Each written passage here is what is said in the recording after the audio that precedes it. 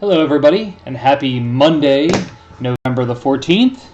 I hope everyone's Monday has been treating them well. Tonight should be a little juggle of a bunch of different things. I'm going to try to finish up this creature here. Shouldn't take a whole lot, just going to put some more magic sculpt on this. I'll be working with that primarily this evening. Going to try and finish sculpting out that piece. Probably add some to this cosplay weapon sword thing that I'm making, this dagger, and then also work on this creature here, which I'll go ahead and throw the concept of that guy up in the window. That guy's hopefully going to look a little something like that illustration that I threw up in there. So yeah, thanks everybody for tuning in tonight. If you have any questions along the way, please do not hesitate to ask. I would be more than happy to share any knowledge or skills that I have. So I'm just going to go ahead and jump into it, and yeah, let's go. So I'm going to be using Magic Sculpt. I personally always have an allergic reaction to the Magic Sculpt. So that being said, I always wear these nitrile gloves. I try and get them the smallest size that will fit my hands without actually cutting off circulation. Just so that when I'm smoothing things out with like my thumbs, I don't have many creases or lines in them that will cut into it. So Magic Sculpt, if you're not familiar, is a two-part air drying resin. I get it in these big ass 10-gallon buckets, 10-pound buckets. I'm going to go ahead and open up part B, which is the hardening agent. And then I'm going to pull out a small fistful because I'm not going to be... Actually, you know what? Before I even do that, let's do something else. I forgot that I want to cut out some eye holes on this creature to put in the eyes that I made for it. So I made these bigger eyes because I want to cover a lot of it up, but I want to go ahead and draw where I'm going to cut into it, cut it out with an X-Acto, and then at least get it set up so I have a space for it. So when we're going in to when I'm going in to put these into the creature and we start mixing up the Magic Sculpt, I have something ready for it to go in. So knowing that I kind of want it to go here based on the concept sketch that's on the board. Thanks, Carrie. I'm going to go ahead and hold my thumb in place. Pardon me as I talk with the lid of my Sharpie. Basically, I just wanted to give myself the outline of where I'm going to cut in with an X-Acto blade into the styrofoam form. Now I'm going to flip this on the other side and try and get it about the same. Now, because he's not going to be looking straight on at you, yeah, it's a real big eye, but a lot of that's going to get covered up. Also, I kind of ran out of the medium-size eyes that I had because I made too many pocket monsters for upcoming shows, and it was either a big eye or some real teeny eyes, and they were real teeny. It's a little bit high, so I'm just going to make a mark to make sure I go down a little bit lower on that. But I'll just make it so it's like kind of encased a little bit. When cutting into these styrofoam forms, it's real easy with an X-Acto blade. Oh. And I'm like, where did I put it? It's right there. You can basically just go around in a circle. And what I'm going to do is I'm going to cut the majority of it out, and then I'll go back and probably work some more around the edge. So when I go straight down in a line and around, I'll then be able to do some like crosshatch marks across it, and then be able to just kind of scrape it out with some of my sculpting tools. I don't know if whenever I go to the dentist, I always try and pay attention to what they're doing to me just because I'm curious. So I use one of the tools that kind of reminds me of a dental tool for when they're scraping stuff out. It's kind of what I imagine while I'm cutting the pieces out of these eyes. I guess I should probably get this a little more in view Sorry about that. Hope everybody's Monday has been a-okay. Mine was pretty uneventful, just did some of the work.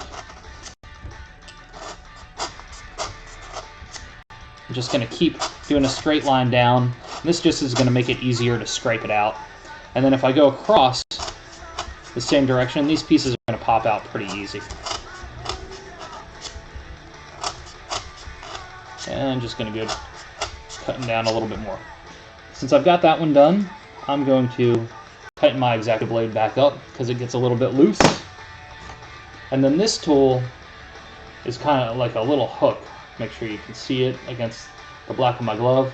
I'm just going to take that in and just kind of pop one out. Once I pop one out, the rest will kind of follow pretty quick.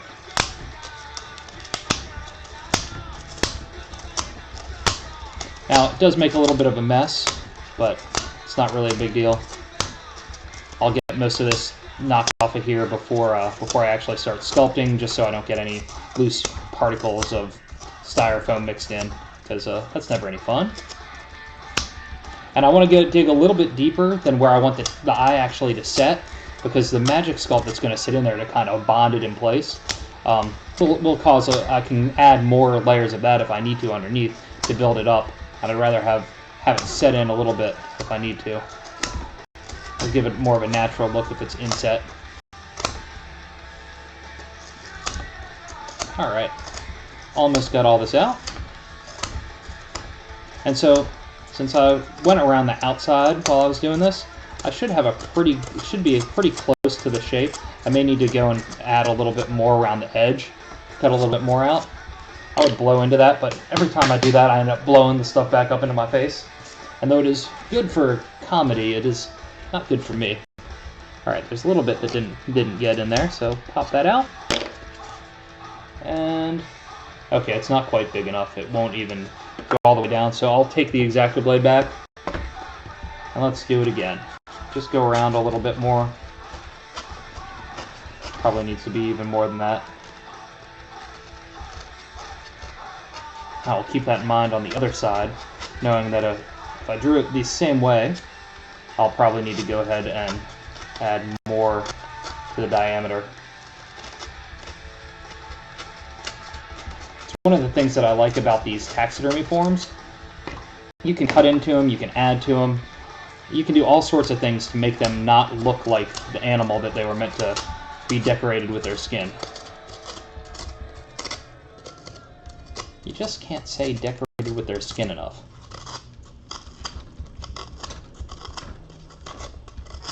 You can also use the hook tool, to really scrape along the edges if you want to just dig it out that way. Which I'll probably do if I keep adding more to it. Alright, let's see how that is working now. Ooh, that's popping off of there, that's not cool. Alright, there we go. Now we're doing okay for having the eye inset. I'm going to want to build that up just a little bit, so that's not sitting down in there just flush like that, but that's a good size hole for that eye. And actually, that eye is really popping off of there.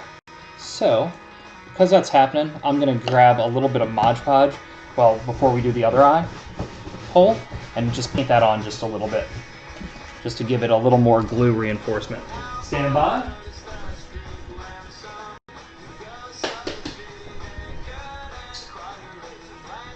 Luckily I can just grab one of my brushes that my daughter was using to use some glitter paint, and that should be fine.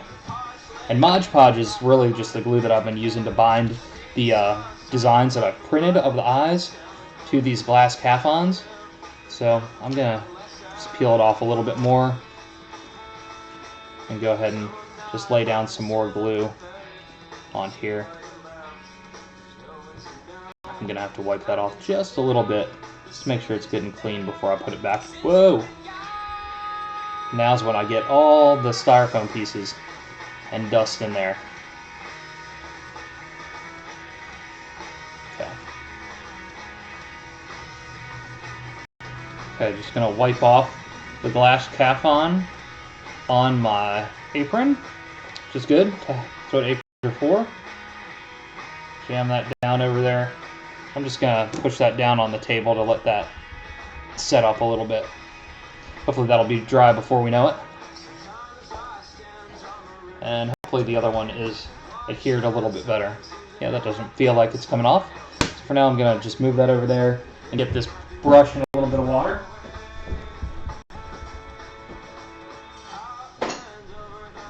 That brush was not quite long enough for what I put it in, so it's going to take a little bit of fishing to get that one out. Alright, now that I've got that done, let's cut this eye hole a little bit. And I'm just going to try and make it a little bit bigger than what the other one was to accommodate for the extra space. And once we know that that is good, then I'll start mixing up the Magic Sculpt and we can start sculpting on a bunch of different things.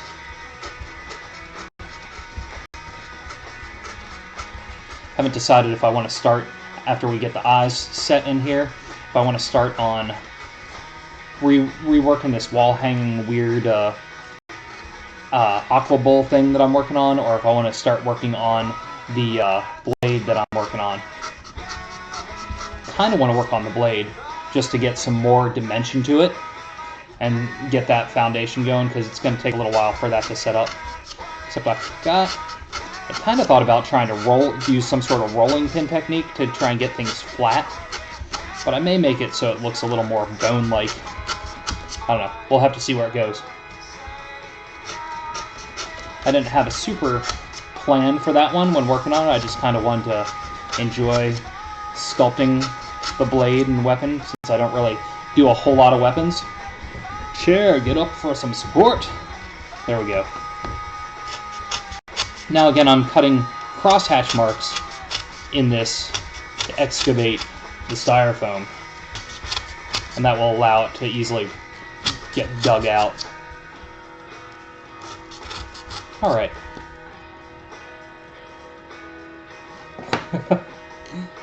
Yeah, well, the blade, Gary?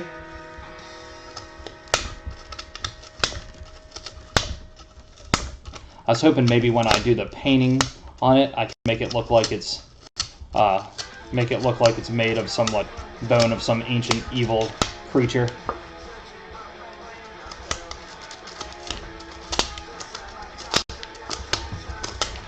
Alright, just popping these out quick. Damn. Something about digging this stuff out is making my hands ache. Alright, this I can already tell that I came in at an angle, so I'm going to go ahead and dig out around the edges so that it's not beveled. Try and get a straight, clean placement. I think I'm probably going to have to turn the Lazy Susan upside down just to shake off all this styrofoam before I get to mixing up the Magic Sculpt. Maybe even hit it with some canned air. Alright. Let's see how this one fits.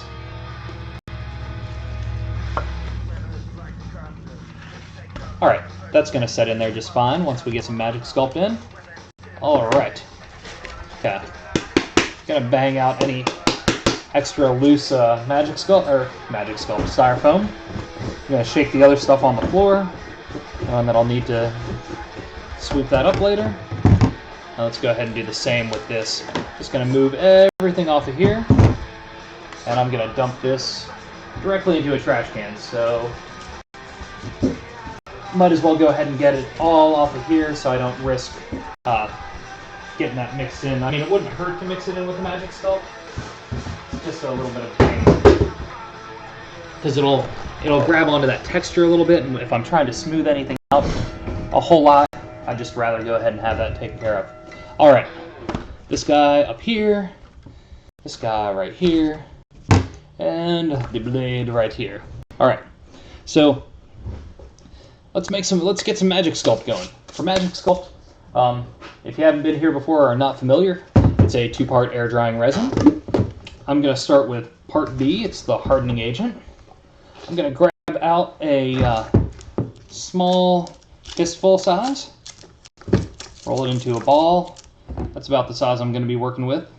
And then I'm going to work with the same size of part A, the resin material. And now the resin, you can mix them at different ratios to get different curing times, but because they come in equal size buckets, it makes sense to just mix them equally. And this bucket is gonna, I'll be out of this one before I know it, I do believe. It's because it's getting harder to scrape down at the bottom of the barrel. The resin part is a little bit stickier, and the hardening agent is a little bit tougher. So when you mix the two together, they balance each other out, and you have about an hour. Like for me, you have about an hour of good work time before it's like, all right, it's about time to stop working with this one and move on to something else. And mix up another batch. So I'm just going to set that behind me, put the lid back on. If you keep it airtight at like a good 70 degrees or less, like around there, it'll last for quite a while. I'm going to take that ball and just roll it out into a coil. I'm going to do that for both flavors, the hardening agent and the resin. Coil, coil, coil, coil. Then I'm going to go ahead and do that with the other one. Sorry for the smacky, sticky sound as it slaps against my gloves. Whoa. It'll pull apart, but that's okay. I'm just going to lay the two next to each other.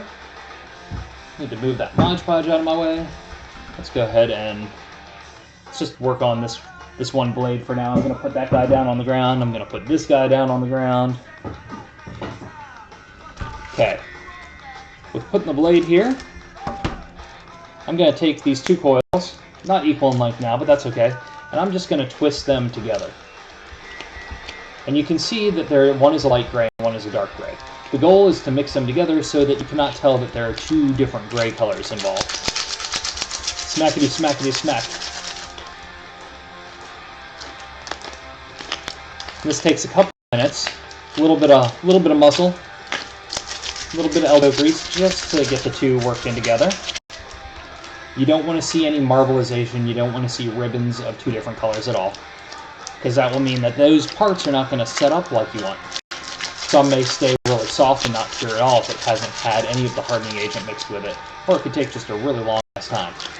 This stuff, like I said, starts to set up in about an hour, and then you let it go overnight, 12, 18 hours, and it's like solid. It's like, I mean, this, underneath of this was a piece of like thin, like mounting board that you would use like if you were presenting like portfolio pieces. So I just cut that down and then put that on top to give it a base so it had a nice firmness. And now is when we're going to actually get to go and start making it look nice and not just look beat up, and we'll start sculpting on top of the handle and try and make this into some weird, crazy ass old like fantasy weapon. We are almost mixed up with this magic sculpt.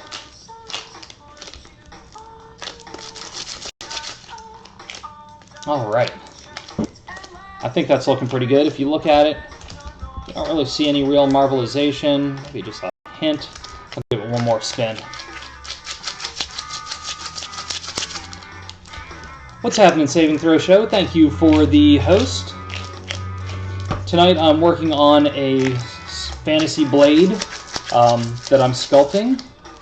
Put a little animal skull on it. I've done the base of the handle that's hardened from a different episode. I have a handle that was molded from a gun. What's up, Inez? Interested in how the hardness works?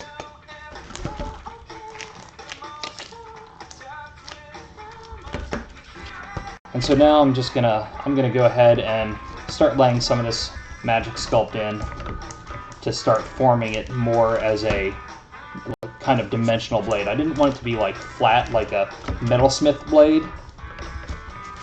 I wanted it to be... Oh yeah, it is kind of crazy how it works. You just put the two together and then something in the hardening agent just mixed with the science and gets it to start hardening up.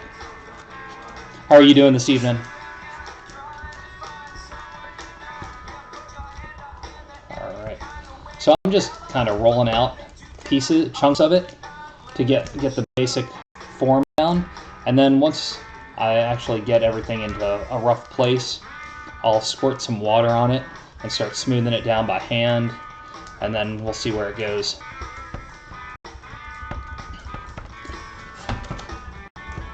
And since I do want it to be kind of a little more rustic and bone-like, there might not quite sure exactly how this'll work. And then I think I'm gonna put like some sort of like a tooth or something down in the hilt. All right. So once you get it wet, you can really smooth it and blend it in to the previous hardened magic sculpt, and as long as you blend it thin down, you'll never know that it wasn't part of the initial sculpt.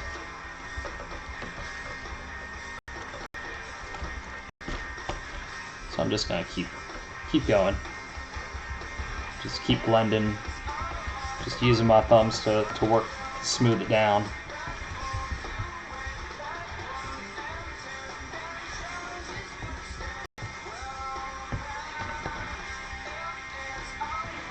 Yeah, politics does suck. I'm sorry that you've had to do that.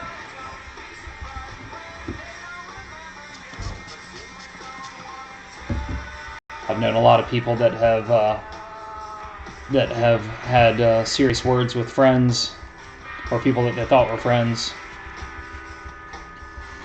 You're welcome to vent to me if you'd like, but you can also leave it at the door and just relax and have some magical gaming talk and sculpting talk and weird escapism.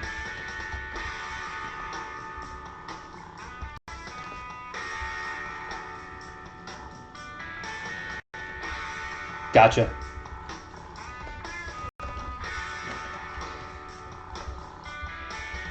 Well, even if she was never close to you, if there's anyone in your family that she was close to you that you care about, I can understand how that can be hard.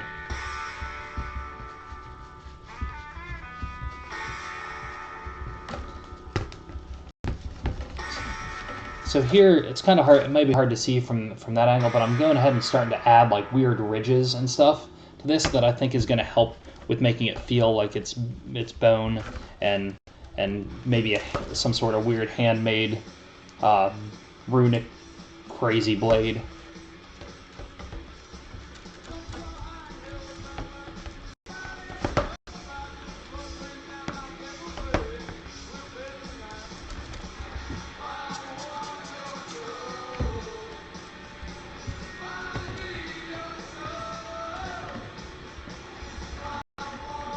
And I'm just gonna keep adding some more in.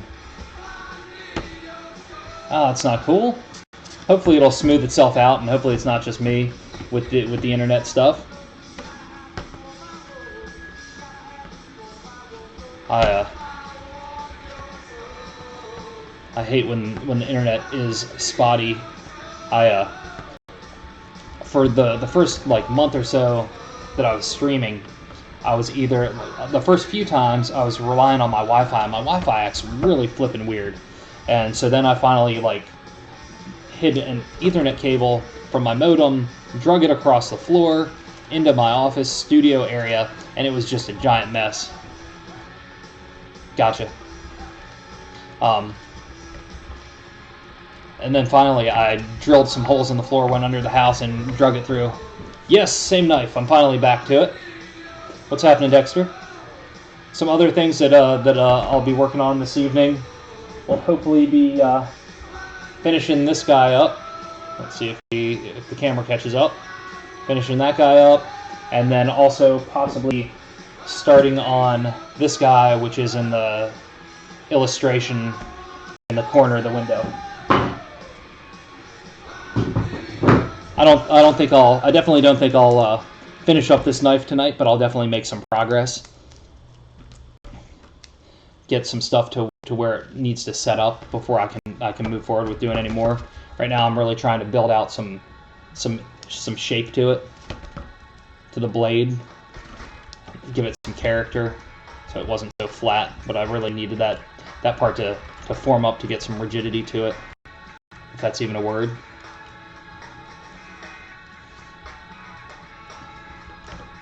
Anything new going on in your world, Dexter?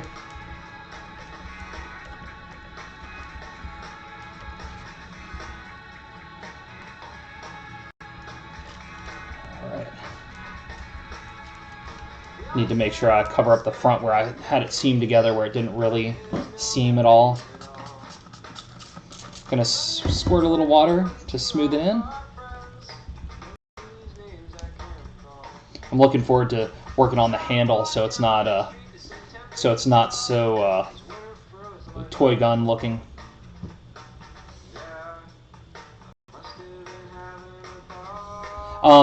You know, it wasn't the only time I went out.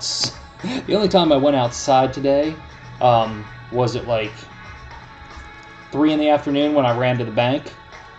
So it was pretty thick, but it wasn't as bad as some of the pictures I've been seeing from downtown Atlanta. And a couple days ago, you could really smell the smokiness outside. I assume it's excellent. Modding a globe. Oh, that's fantastic. Is it like a full-size globe? And if so, is any chance it's one that opens up and has like a bar inside?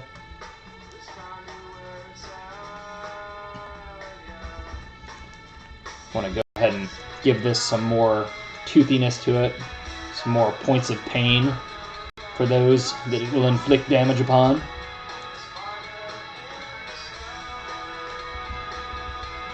I rolled on Saturday. I played my new Drow cleric.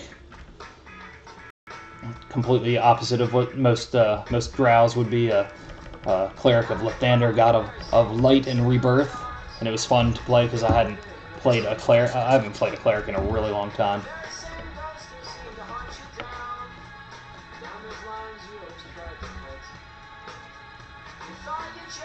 And holy smokes, they are way more powerful than I ever remembered them being, especially starting out at 5th level.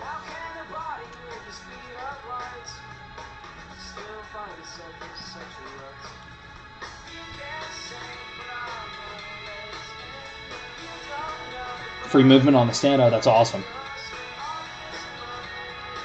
I always dream big when I think of projects like that. My friend has one of the ones that opens up with a little bar inside in his study. It's pretty rad. Well, it's not really his study, it's his eldest room, but... Alright, so just gonna hold my glove under here so you can kind of see some of the shapes that it's taking. I'm starting to feel like it's kind of like shark-toothy almost in the textures that are going to go down it.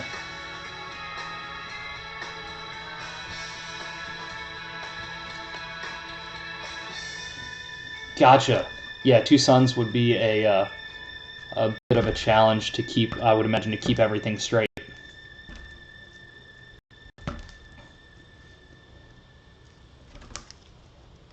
Add a little bit more down at this base.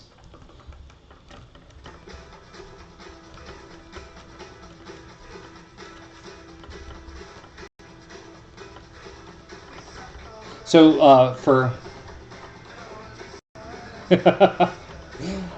yeah, I would just wing it and things would be wrong.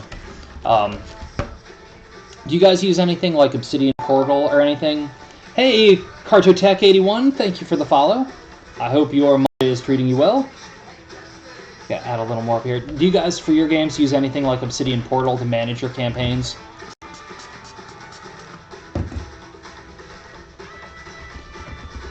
And I'm just going to keep adding some more onto this blade so that it can build up the depth and the texture that I want it to, so that when I'm staring at it face on, it feels like, oh, damn, that thing's going to attack me. Then we'll come back in and put some detail lines in here in just a little bit once I get a little bit more of this laid down. think I'll probably go through on this tonight and put all the stuff on this top part of the blade, then set this aside, and then we'll let that dry so I have something to grab onto for another sculpting session. And then we'll go ahead and start working on some creatures after that.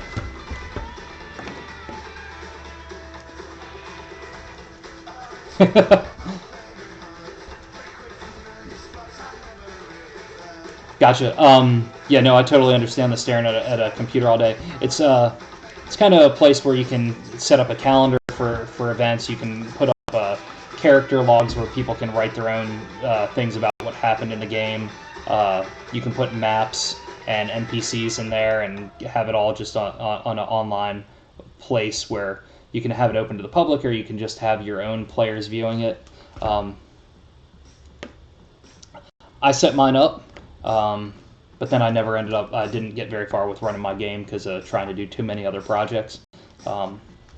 So I think it would be effective if you used it well, but right now it's just kind of taking out $5 a month out of my account.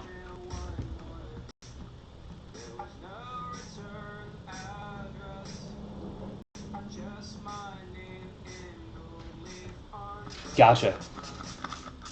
Yeah, that's a pretty strict group, but I guess they're very serious about the game. That totally makes sense. Sadly, it's hard for our crew to get together very often, so everybody really hopes that each person can make it every time, just to one, get the guys together and to hang out and have fun, but also without one person in the core group, it tends to bring the dynamic down a little bit.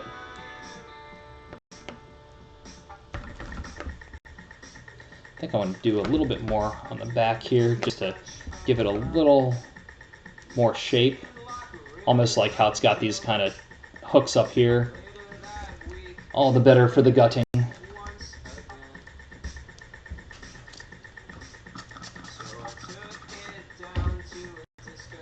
This surface that I've got, I need to put some new foam core down and put some new saran wrap down.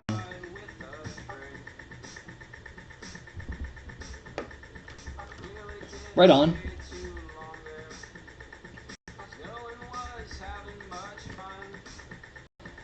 Playing most Sundays seems like you would really push your campaigns a lot more forward than my group ever does. I know we've already declared that we won't have a game at all in December. Luckily, my son's birthday party is Saturday, and the family and a couple friends are coming over afterwards. So I think we're gonna go, and I'm gonna possibly just do a real simple Ravenloft game for them to try and introduce my niece and nephew to gaming, and I think that'll be fun.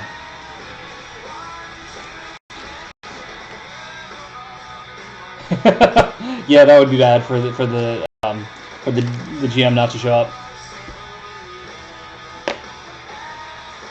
I'm gonna go ahead and spray this, and wow.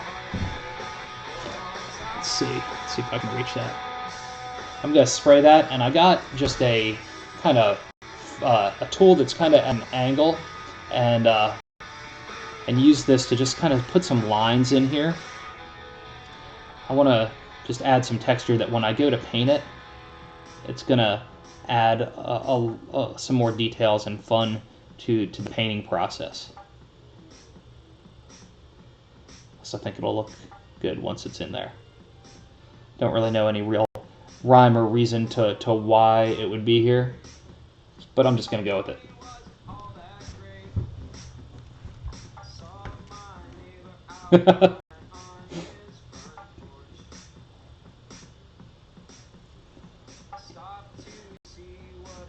My business partner almost went to Burning Man a couple years ago. His brother has done it a number of times as a paramedic that has been there to just be on hand, if anything, for anybody that needs it. But I don't think I could do something like that to go away for so long, and I don't know, I think I'd get too paranoid and be like, oh gosh, I gotta get back. I'm just doing some real light lines. I'll probably smudge some of them back in, just so they don't look too uniform.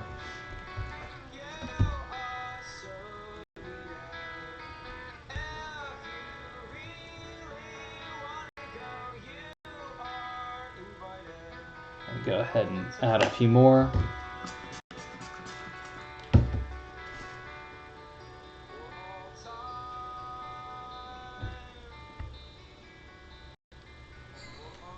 Yep, if you can't wait for the big one, you just can't wait. All right, putting a couple more thin lines in here, and these are just really tiny little line details, but I just think are gonna add some interest. I think I like the shape of that. The dimension coming off that side. I think that'll look cool once it's painted up.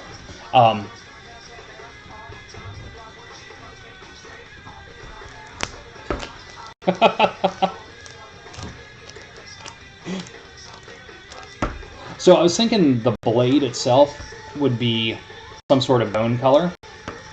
And then, since I haven't really thought through this part, actually, you know what? I think I need to do just one flat side of it and move it, and then flip it and do the other side. I haven't really thought through this handle yet. I was just kind of going to go where it, I like the idea of a wing too. That's cool. I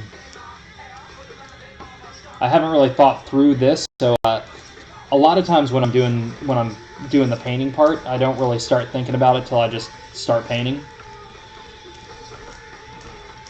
And since I was thinking about doing like a tooth or a claw coming out of the handle, the hilt, doing that as a wing could definitely be pretty cool. Because then I could have like a bone color down in the base, a bone color in the actual small animal skull that's up there, and then have the wing be something completely different.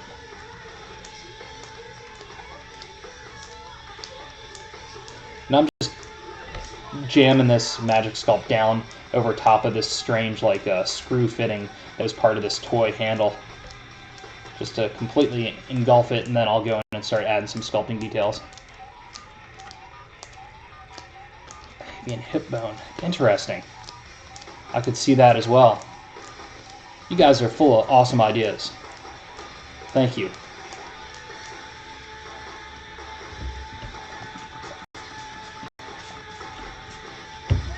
Definitely think I want to put some sort of textures into the handle, and possibly put some sort of weird like ruin type things in there, maybe. Could see that also happening with the molten metal thing. I did some painting. I painted one critter on Saturday in a goldish color. I don't think I usually, like when I'm doing, I tend to lean towards more gunmetal-y, silvery colors. So if I do any sort of metal, it'll probably lean towards that.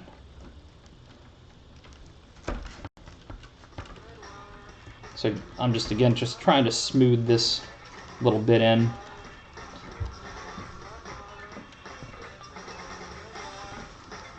I think all that, the weapons that I make are going to have to be enchanted in some way. They're all going to have to be magical, because then I can actually make them into magic items in a game, even if I don't use them, just so that I can write up the info on it, have some sort of backstory to it. Like the Warhammer I created, I worked into part of my mythology of my world. All right, I think that's going to be an okay base. Just got to point that out more and thin it down into a sharper point. I know that I'll probably have to come back on top of it and add some more details. Oh, you guys can't see. Basically, I'm just slowly pulling this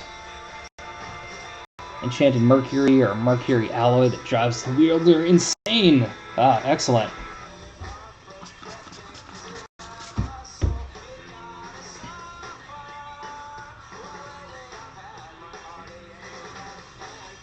All right. Oh, sorry about the camera. I think that's a good point for that right now. See if I've got it mostly straight. I've got to angle it just a little bit, just gently tap it more into center. I think we're all weird, so it's no big deal at all. All right, I'm going to carve some lines into it coming down this way. I'm going to use a slightly different tool than the one I used before, just because I don't want it to have the same weight. I'm actually going to use this flat knife part. Oops. But I'm going to cut into it upside down. I'm just going to do some straight lines coming down this way and kind of bending and twisting it as I come down so that I can get some varying line weights and grooves as I come on down. And for this one, I'm definitely going to have to do every side of it because this will end up setting up on this side before I sculpt the other side. And again with this one. This dismemberment song is too much. Okay, maybe I'm wrong, but I don't know if I like that the blade shares the curve from end to end.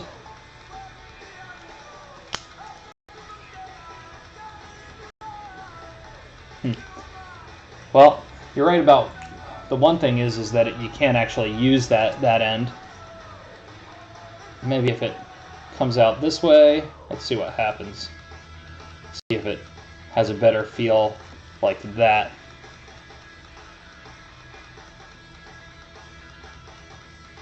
I think that's definitely a little more dynamic of a movement.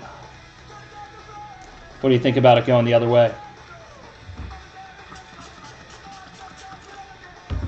It's one of the fun things about doing it when you don't really have a plan. You can just move things around and adjust however you like. Okay. Put back in some of these grooves and make sure that's okay there. It's a little bit cracked, but I'll come back once that's firmed up and fix that up.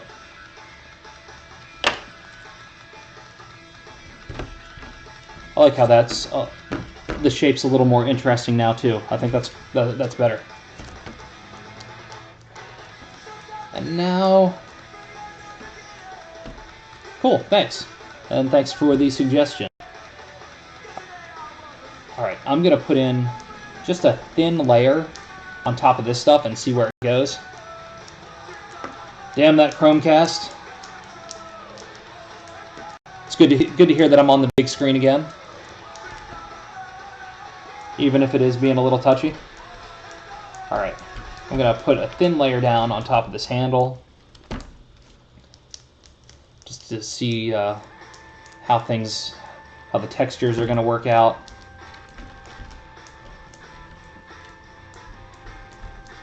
And then I think we're just going to do this side, then move on to something else. Come back to this one either later tonight or perhaps on the next sculpting session, which the next sculpting session may actually be on Wednesday, because I don't think I have much ready to paint at the moment. Do I? No, not at the moment. We'll see. Might have something ready by the time the night's over. With this, I'm just rolling out little bits and pieces, little coils to put over top of areas coming along where the finger grips are going to be. And once I get the coils on, I'll spray it and kind of smooth it all into place.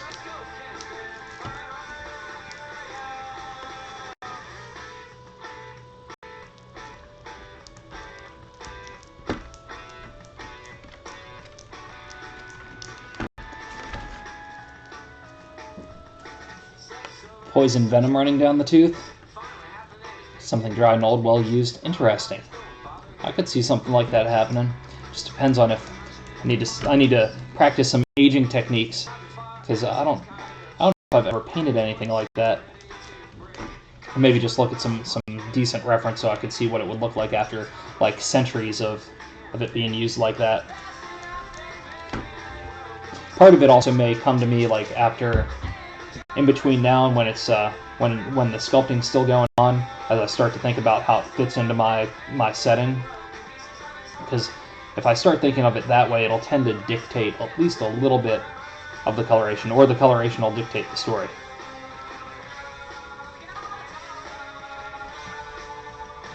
since I'm not a huge fan of how this overall, I like the base shape, but I definitely want there to be texture on the whole thing. So I'm going to go in and I'm going to cover, I'll probably cover this entire plastic base, or this. Plus I can make weirder shapes coming up out of here.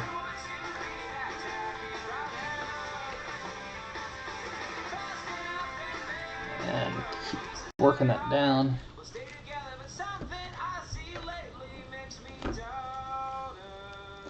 I need to definitely cover up anything that looks like it's possibly some sort of screw hole or anything like that.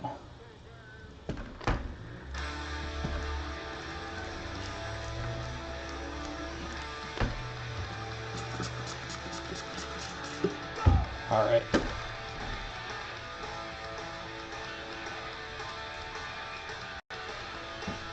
And keep on smoothing.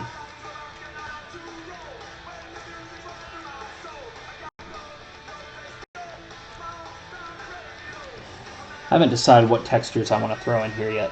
Definitely want something, and I want the handle to feel, I don't know, I like the idea of it all being carved out of the same thing, but I also kind of like the idea of it being pieces that are fused together as well. And also just for visual interest, having multiple textures in the sculpting, I think adds a little bit more to it. But then I guess if they're just a bunch of different bone structures fused together, that would add to it as well.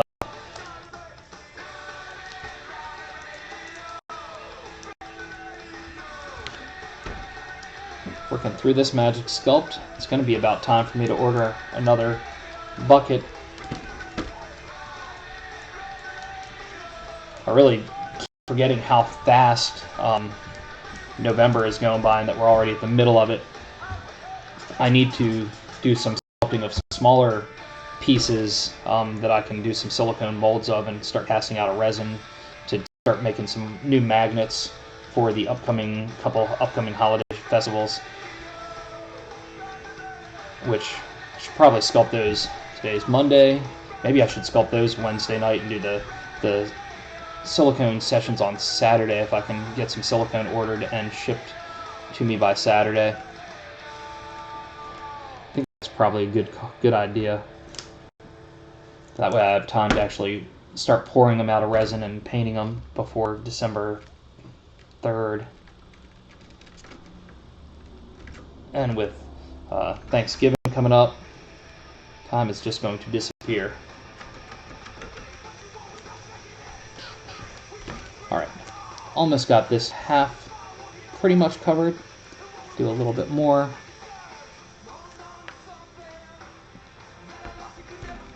And soon I'm going to be to the point where it's like, ooh, I don't really want to pick it up because there's going to be soft bits everywhere. So I think we're going to be almost to the point of not touching this guy.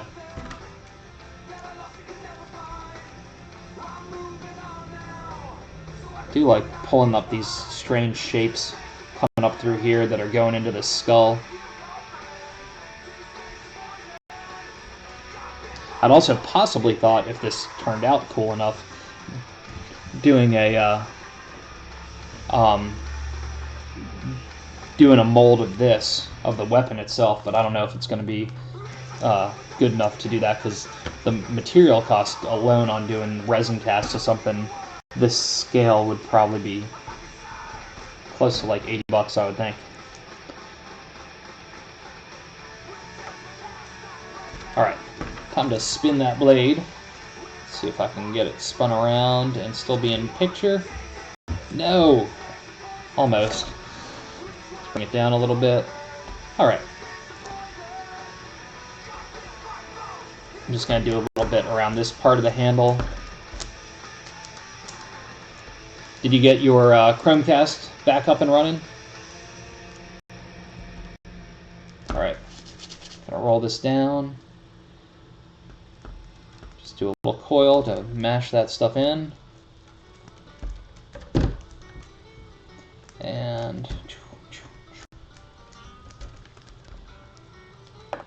And then back around for this part. Now that I'm just adding little bits and pieces of Magic Sculpt to this, it won't be long before we start throwing some texture in and seeing where it goes.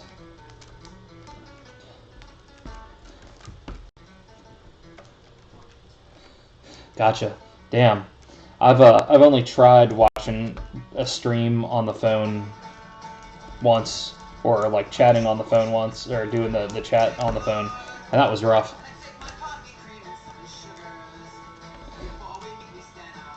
So how are you making the globe? Are you like drawing on top of it, like directly on top of the globe, like spray painting it and then illustrating on top of it? Are you printing something out and then kind of paper macheing it down? Now that I said what a pain in the ass it is to do it directly on the phone, I'll ask you a bunch of questions.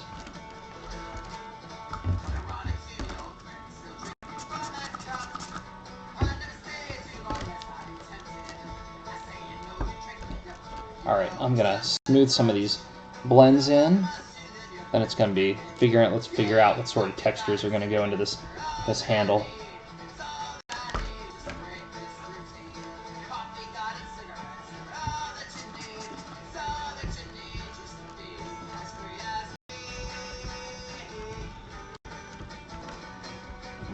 And I like them singing about the coffee god and cigarettes, or the coffee god. Alright.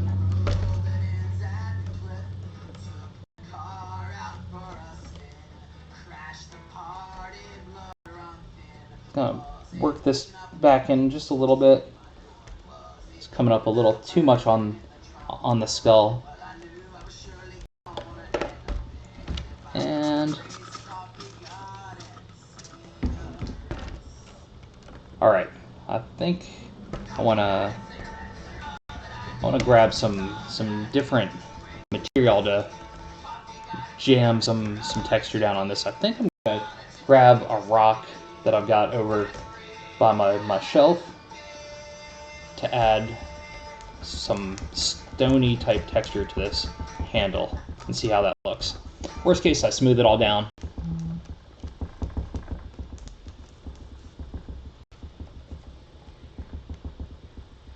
Cool, that's awesome.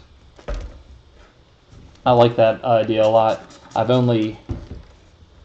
For my world, I've really only got the main continent figured out. I started figuring out some of the other continents to introduce like humanoids to it. But then I decided that I need to really focus on the one where all the beasties and critters are for now. And I can always come back to the rest of the circle of the world after that. Alright, I'll be right back. I'm just going to grab a rock from over here. Maybe two rocks to see what different textures they have. Actually, no, this one's good. Clunk. Sorry about that noise. Alright. This rock right here has some good pores to it. It's going to be interesting to see how it goes down on this handle. So I hose down this handle pretty good with a significant amount of water. I don't know why it's stuck.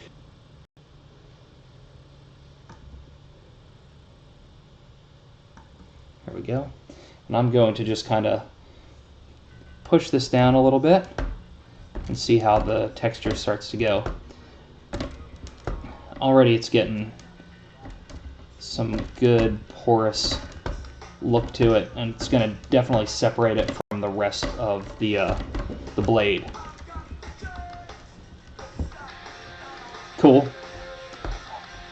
I like the idea of having them just the major towns.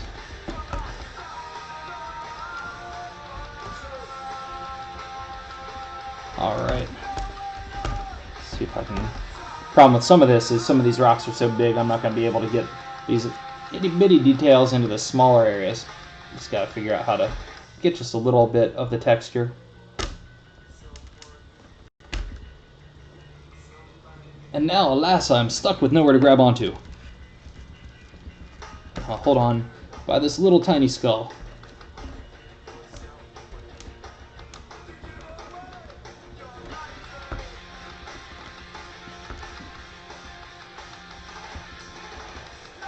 Alright, The handle is going to be made from some of the stones from the stone from the fiery pits, the volcanic region in my world. So I know how that coloration will go of the handle now, I think, based on that. And this got bent a little sideways. Alright, now I need to try and hold it up, make sure I can see it, make sure everything is looking okay from that perspective. I may change some of that on the next go, but for now, that is as far as I'm going to be able to take this blade this evening, for I need it to cure overnight to be able to flip it and do the other side. Yep. Yeah, I need that to cure. Alright, I'm going to set this one down, where hopefully neither of my cats will mess with it, and then it will be time to grab something else.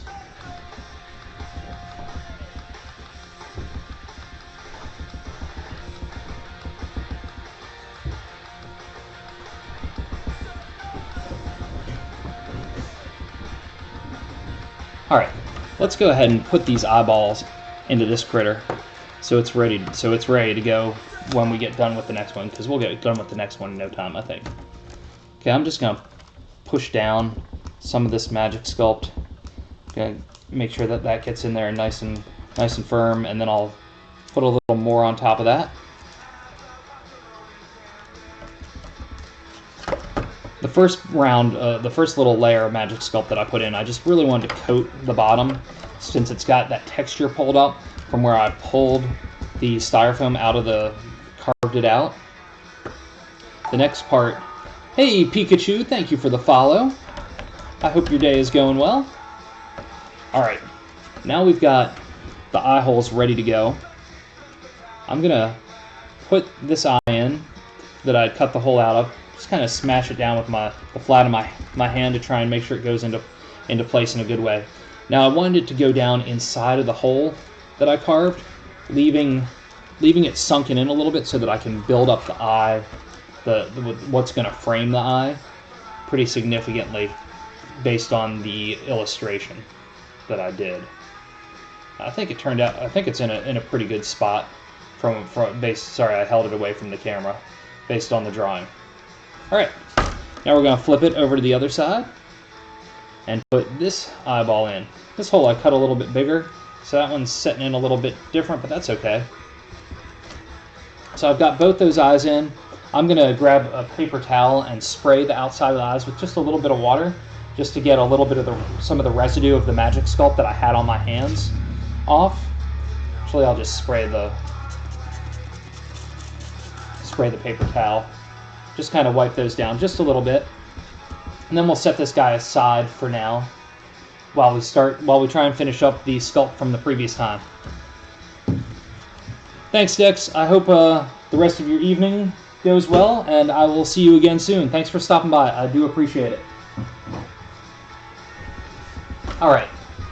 So now back to this guy, which we started last Monday, I think, or was it Saturday? I don't know, the days all start to go together when you're making so much magic. Alright, I was scraping a little bit of gunk off that eye. So now, this was a wall hook piece that I found at a local hobby store that I got on the super cheap, and I decided to sculpt on top of it and make into my own critter. Since we started this one already, I'm going to go in and start filling in the areas that have gold still showing through, add more textures, more details, and see where this creature continues to go. Since this one didn't really have a concept to it, I was just kind of freeform sculpting and seeing where my imagination went. I'm going to continue on that quest.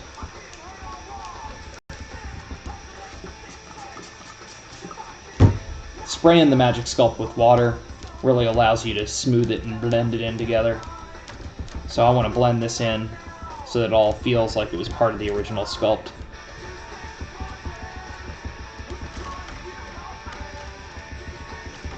And I'm just going to keep on blending this on in. It really smooths out nicely with water. I could not be happier with the way the Magic Sculpt works in my hands. I think I'm gonna bring in some of the similar, like, since I've got these weird, like, kind of flappy textures on the cheeks, I think I'm gonna bring those into these kind of ears. Weird. And just see if that seems to take a good shape.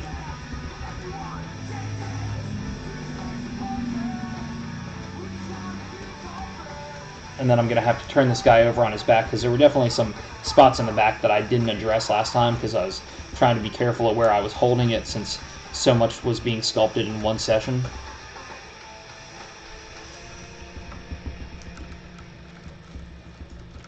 Again, I'm just going to keep adding similar textures, or similar shapes to this part here.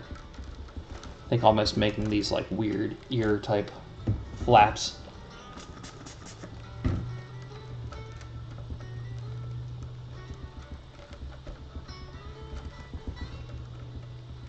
And there we go. I'm going to bring this one, I'm going to go ahead and bring some all the way up here. And I'm just going to roll some of this Magic Sculpt into a coil and attach it on the outside.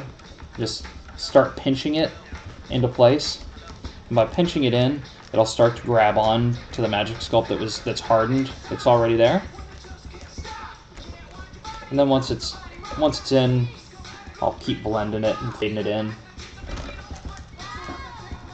Then I'll be able to adjust the shape a little bit.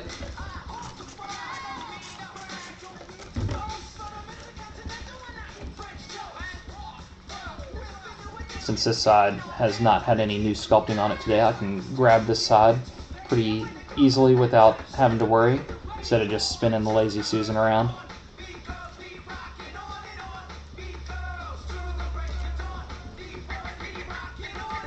I think just by pinching and moving this stuff around, it's going to get some interesting shapes going to it. Letting the Magic Sculpt go where it wants to go.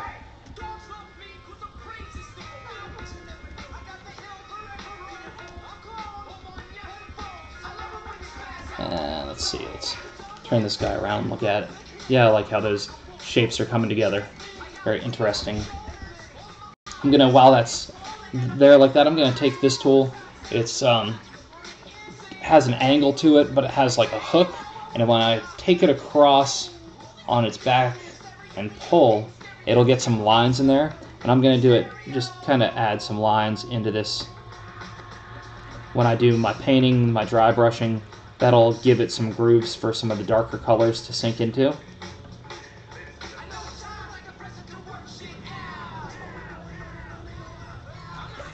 Alright.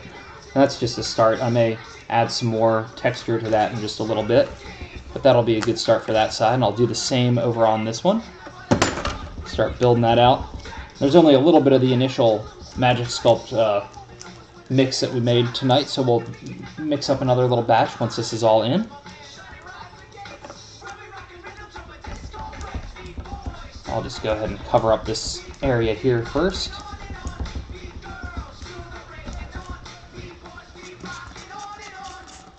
This one already has a pretty good point to it from the last time. I think I'm going to address the mouth a little bit. Something I liked the idea of the smirky type smile thing last time, but it didn't. After looking at it now, it looks a little odd, so I think it needs a little adjustment to it.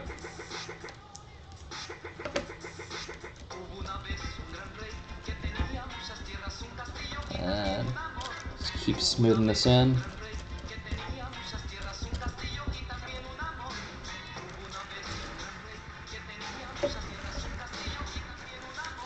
I need to roll out a bigger coil to cover down the length of this ear type lobe thing.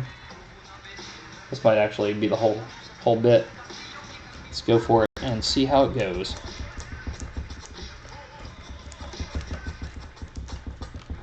I think that's going to be the right amount, hopefully. Not too much, not too little, just right. Adjust the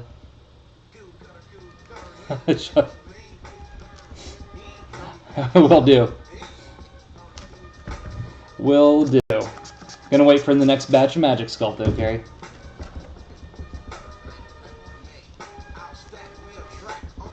I had already forgotten what I had said about adjusting the lip when when you said that. I was like, what are you talking about, lady?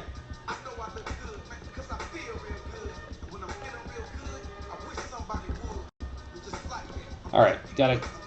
Now, since this magic sculpt has been going for about an hour, it's starting to get to just a little under an hour. It's starting to get where it doesn't want to be as workable and as friendly. So I'm having to really work it to blend it in. It doesn't want to grab on as much, but once it does grab, it will harden up good. I just want to try and make sure that this gets exactly how I want it to be. But I think the next round's going to be fun. Alright, this isn't quite this... Like, the ear shapes don't have to be the same, but they have to be a little more similar than what they currently are. So I need to keep adjusting a little bit. And also blend this in just a little bit more. Oh. The mouth, yes, I know the mouth. I know the mouth. Alright, let's see if I can blend this just a little bit more.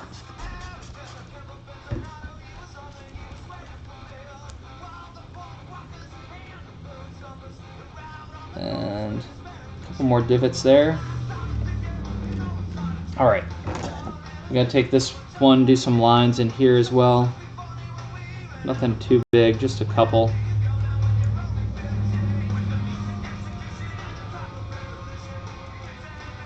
Alright, I'm going to let that start to set up and mix up some more magic sculpt.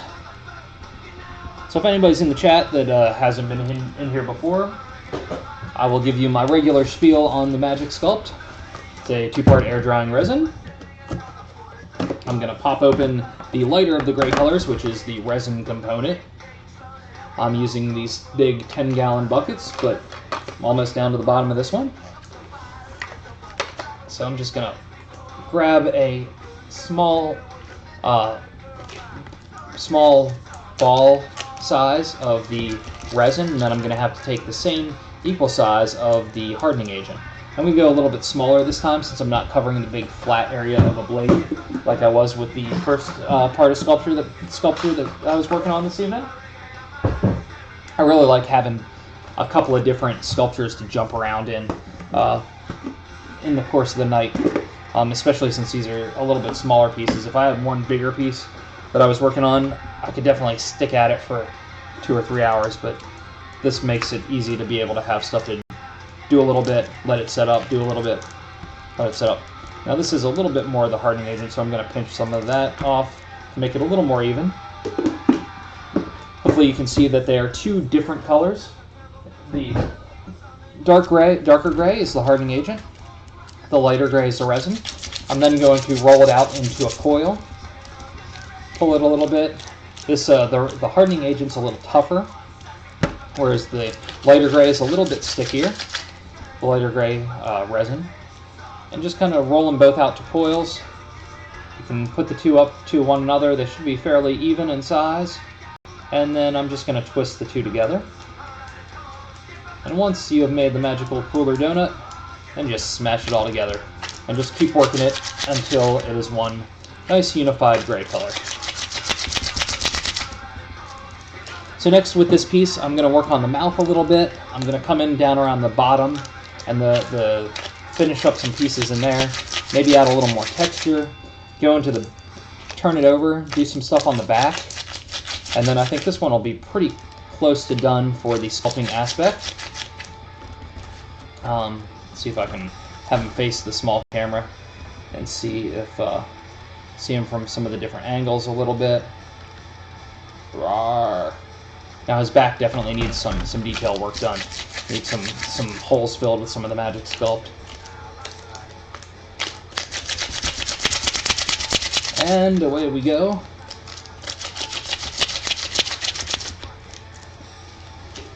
You should make it so that there's no marbleization of the colors. It's all just one solid gray. You don't want to see the stripes that you're seeing in here right now when it all blended together.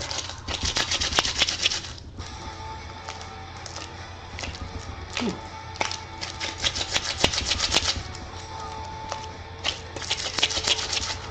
can tell that the heat just kicked in the house because all of a sudden there's just, I feel like my forehead is starting to bead up. Alright, now we're almost there. One more round of the blending together and I think we'll be set. Alright, so now we have one solid gray color. And with this, I'm going to go ahead, while I've got this handle to grab onto, I'm going to go ahead and flip it over and do the back side. Before I do the snout, the mouth and stuff, because here I'll be able to go in and maybe touch up some spots on the front if I accidentally grab onto the other side. But there's definitely some pieces here that I want blended in, and I want texture to be consistent along the back.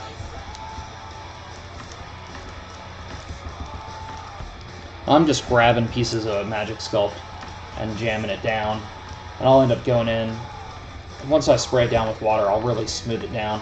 When it's first mixed like this, it's a little harder to get any of the finer details in, so I'm really just kind of blocking things out right now.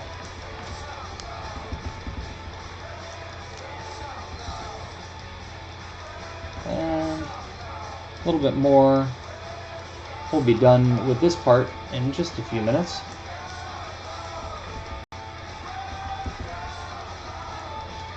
Probably add some of the textures that are around the eye on the back here, just to add some interest.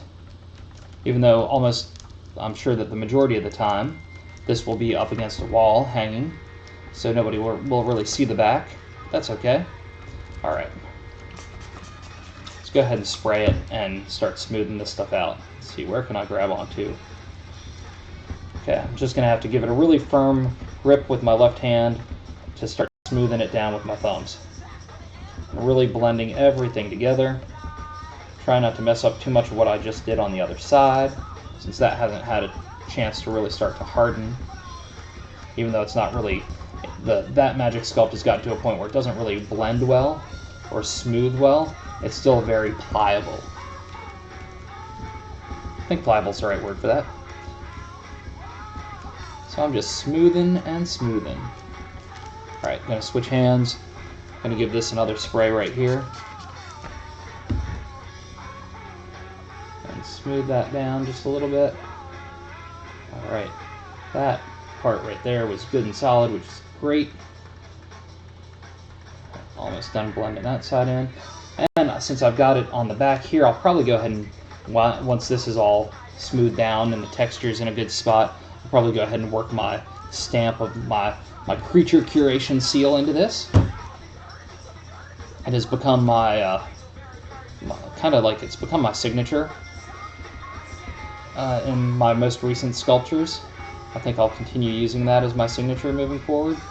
I guess I should put my name in them as well, sculpt that in, but it works pretty well. It's like a big stamp with my little creature curation C, which you will see momentarily, I think, once I get this stuff all blended in.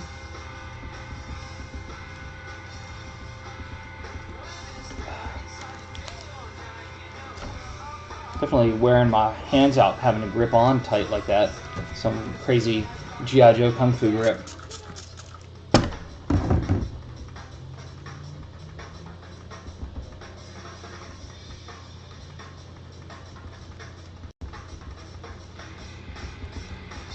Keep smoothing this in.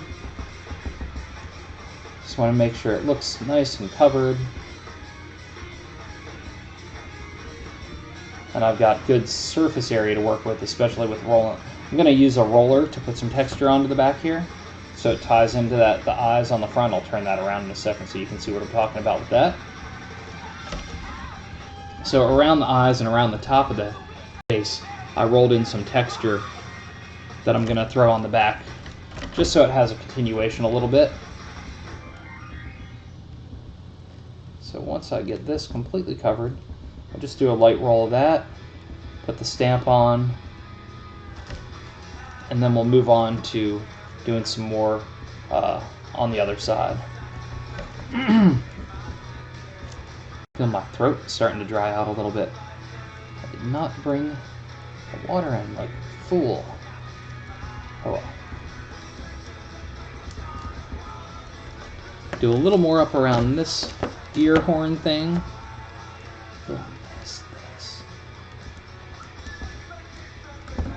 Alright, spray this one down, spray this one. Smooth that in just enough. Smooth this one in.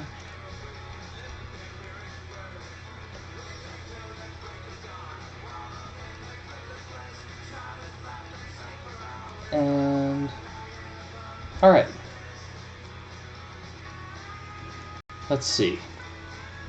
Alright, now I'm going to go ahead and just spray that all over. I'm going to grab this little roller tool that I have, just to give it a little bit of texture back here. I don't want it to be everywhere, I just want it to kind of go over little bits and pieces. Maybe down around the side a little bit, and this side. Alright. Now that I've got that, I'm going to grab my stamp.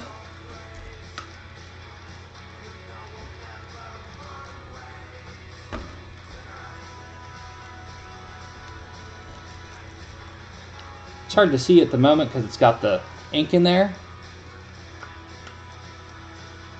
But that will have my C in it. And once it's painted, it'll be a little more noticeable. I'm going to go ahead and clean that out. Alright. So now it's time to move on to finishing up the front of this beastie. Just making sure my stamp is as clean as it's going to be. Ooh, these paper towels are not the right answer for that. Getting all sorts of fibers all up in it. Another little clean real quick on this so I don't mess it up. It's not very expensive to reorder, but you don't have to. That's even better. All right, let's take a look at this here. This mouth. Fix that guy up a little bit. I liked the snarl a little bit, but not quite enough.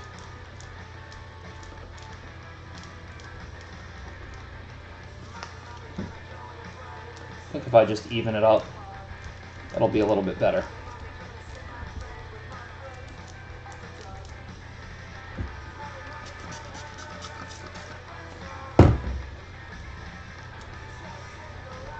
I'm just gonna blend this into what was already there.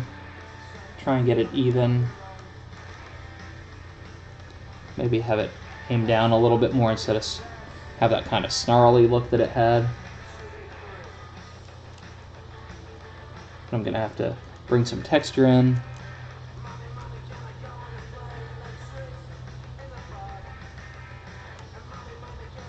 Alright. Gonna have to pick this guy up and look at it a little bit. So definitely need some blending in, some fixing there. Make sure the profile looks okay and doesn't look too wonky.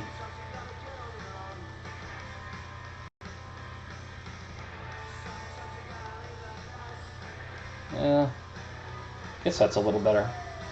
It's kind of still has a little bit of that quirkiness to it.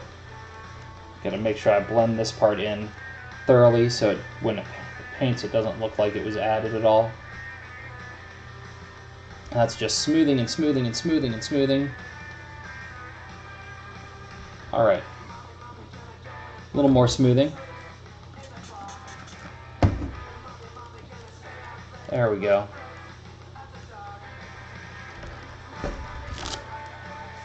And I'm going to add a little bit on the side of the face over here where I didn't get it before and it feels like it needs a little bit to blend in a bit. And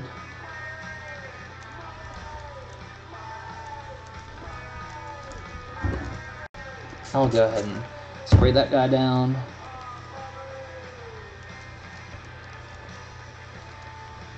Alright, that feels like that's getting a good face in there, smoothing that in.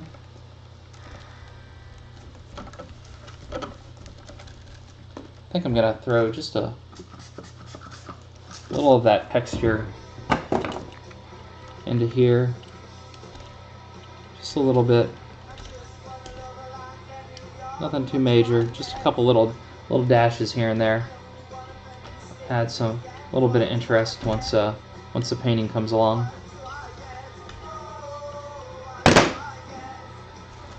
And now,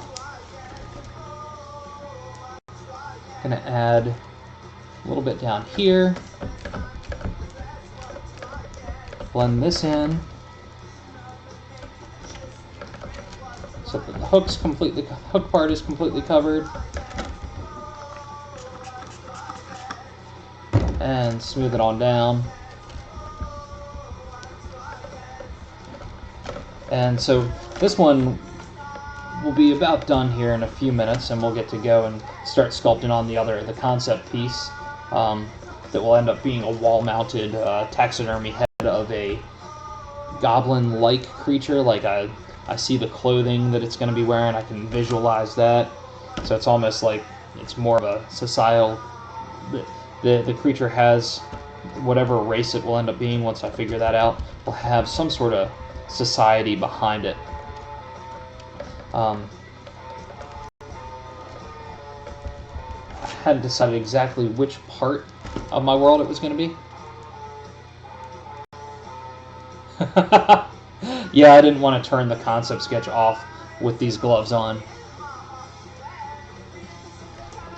So I figured I'd just leave it on and know that we'd get back to that piece sometime before the end of tonight's session.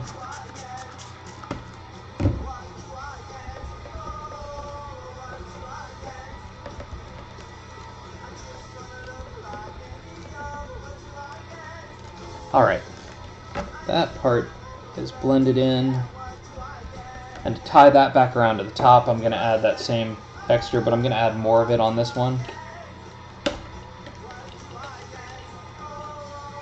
Huh, got a little chunkage in here. Clean that guy out just a little bit.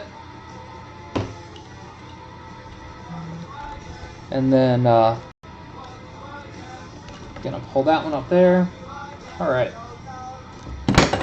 Gonna add a little bit more on the sides where, like kind of gill cowl type things didn't quite connect originally, so I'm gonna add a little there. I'll start it on this side. And now I just have to use the whatever hasn't been touched yet as my foundation to apply pressure to make sure that I'm not jamming my thumbs in anything that's still soft from being sculpted.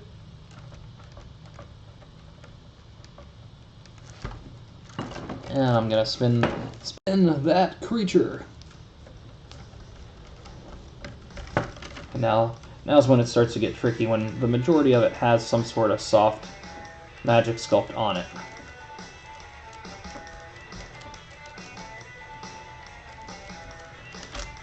And I gotta do a little bit up around the back to upper part of the neck.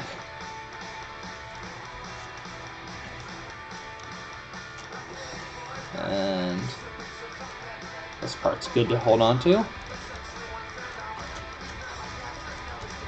Just jamming that in with my finger, just kind of poking it in. And I'll do a little back over here too, just to equalize it up a little bit. And grab on here. Alright, let me smooth all this down with some water. And then I'm going to come in and kind of level it out a little bit, what I just put in, just to kind of make sure that it fits in well with what was previously there. I know I can grab it by the snout. Smoothing this down with my thumb. Alright, I'm going to grab just a flat blade to kind of smooth along these edges a little bit. Just bring that down. And then I'll take, I'll take this same one to get some texture lines in. Just pulling those straight down. I'm going to take this knife here and cut off the edges around the bottom on the sides that I added a little bit to. Just to clean that up a little bit. Then I'll come back and pull it down along the side to kind of smooth that out. Push my knife back into my Magic Sculpt because we still have a fistful that we're going to work with on the next beastie. And I'm going to add just a little bit of this texture to those pieces that I just added on the back, or on the side. To have that all kind of blend and fade in together. Just add a little there. Now I'm going to, got nowhere to lift you up by to really take a new look at you. Let's see. Interesting. Okay. Gonna do something else because I don't feel like it's quite done. So I'm going to add some little horn things on the top of it because I just can never have enough horns. I pinched off 2 balls that were about the same in size, so I'm gonna work those down into the top of the form.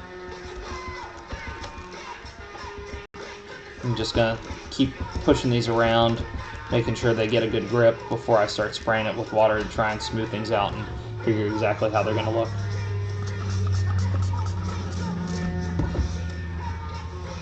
But once the water's on, they'll just blend right on in. And then it'll be important to try and figure out how they work into the rest of this creature, because I don't want them to be too small of horns like they're starting to look now.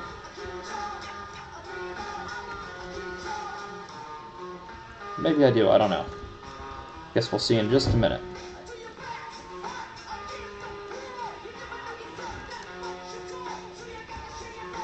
Okay, again, twist this guy around, try and see how I can see him a little bit better. Alright, I like the horns better than without.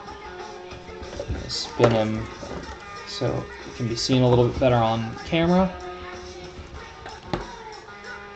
Figure out how to twist him, there we go. Try and get the height about the same. Pull some of these lines up into the horns.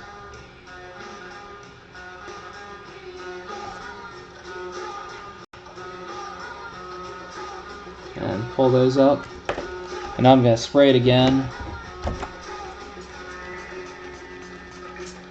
And just roll a little bit of this texture up into the base of the horns, just so that kind of just blends right up. Alright. So this had a lot of sculpting already done on it tonight, so we were just finishing this guy up. So this guy can set up and be ready to have some... some spray paint done on him, so for a base coat, and then have some painting done. But he will have to cure overnight, so I'm going to go set him behind me, and we will get ready to start sculpting the critter in the concept sketch. Okay, nostrils, here we go. Are those Wilson's light? They are! Texas is the sleazen. Let me guess, is this Eric? I'll be back in just a moment. I'm just setting this behind me.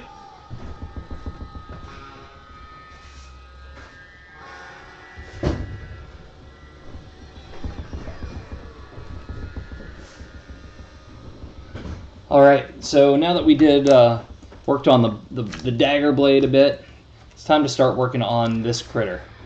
Hey Eric, man, it's good to see you. How's your evening treating you? From what I understand, you're usually working while I'm streaming. Feel free to request music. You can do that by hitting !, song request, space the name of the song, space the name of the band, and if it's on YouTube, it'll usually come through. I'm going to start this guy by going ahead and plugging up these eye holes so I stop looking at them. Lean times in the mead biz.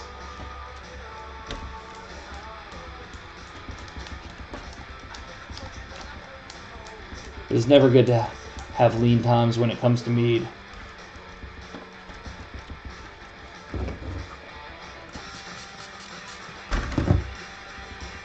I'm just plugging up these holes so they will stop looking at me like there's supposed to be eyes there.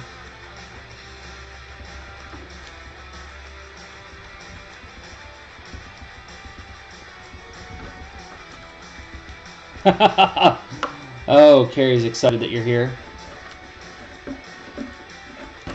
Now, if only Carrie's BF would be here.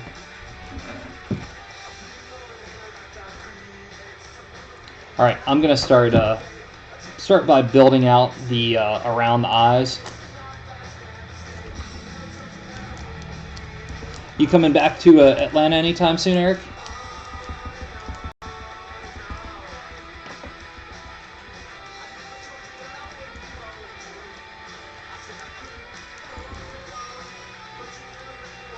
I'm just going to roll out a coil, just kind of work it down with my thumb into the styrofoam base so it'll start to get a grip and a foundation. Repeat, you are looking at, he's playing hard to get tonight.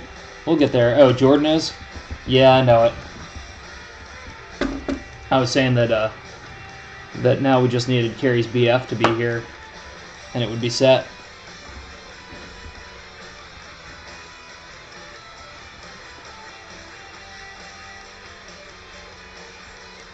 And I'm doing the same on this side just to try and make sure I put pretty close to equal amount of Magic Sculpt down on this beastie.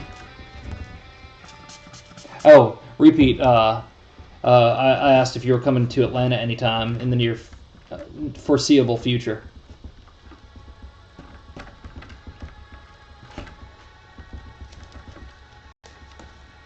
All right, now that I'm getting that foundation down, I'm going to go ahead and make sure that I push that away just a little bit from the eye.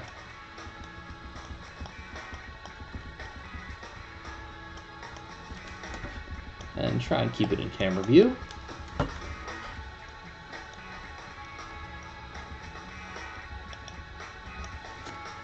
All right, now that I got the base down for that under lid, I'm going to do the same with the upper lid. It's been a long ass time since I've seen you. I miss you as well.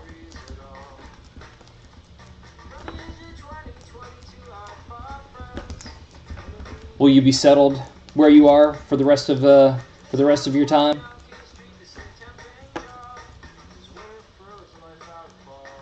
Okay, I'm gonna put this this coil in as the upper eyelid to get that laid down as the base. Then we'll start building up some other shapes around this thing. I think I might need to cut out some hard board to form the base of the ears. Yep, totally understand.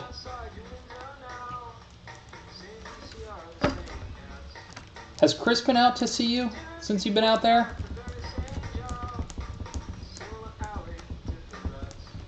I cannot remember. Things do not stay in my brain for long when it comes to things that I have not experienced. Hey, Julia Valkyrie. How are you this evening? Thank you for the follow. Tonight I'm, damn, not one time? That's crazy.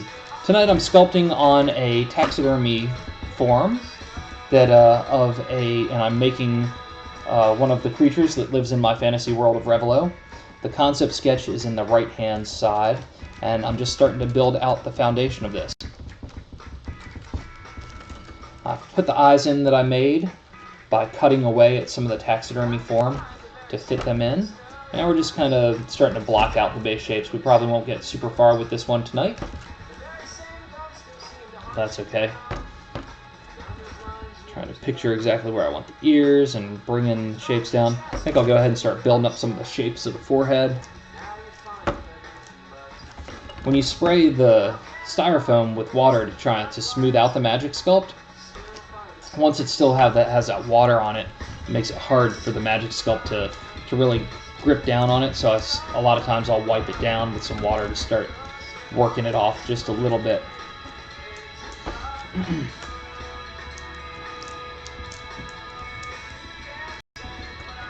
Excellent. Well, hopefully this one, I usually only stream till about 11:30, then like another half hour, just because I need to get to sleep and a little after that. But I will probably sculpt back on this guy most likely Wednesday from 1 to 3 Eastern time, or perhaps, if not, maybe the following Saturday.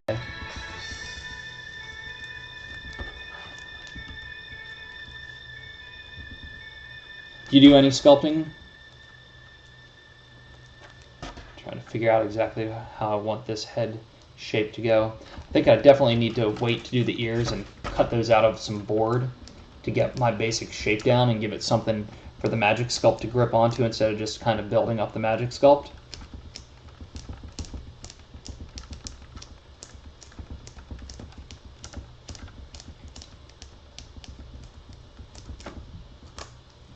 And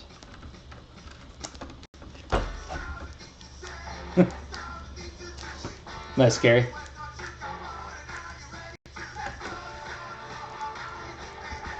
Gonna go ahead and put in a tooth or two down below, knowing that I'll then build up the lip around it.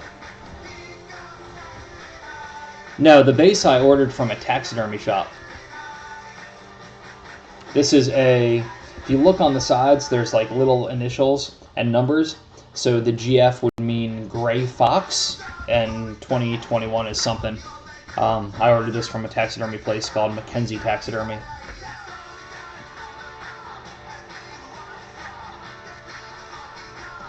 Their catalogs are crazy, all the styrofoam bases they have in them.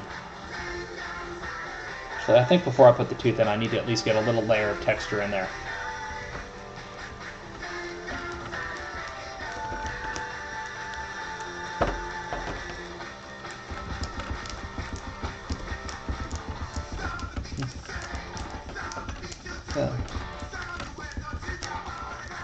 Just gonna keep building out this base form a little bit.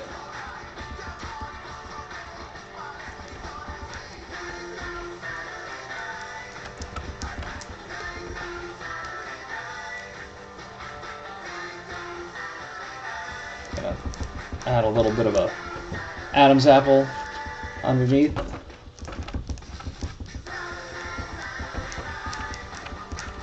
The early stages with the blocking are not some of the most exciting. Like, for me, it's starting to take shape, but it's a lot harder, I think, for a lot of people to visualize where it's going.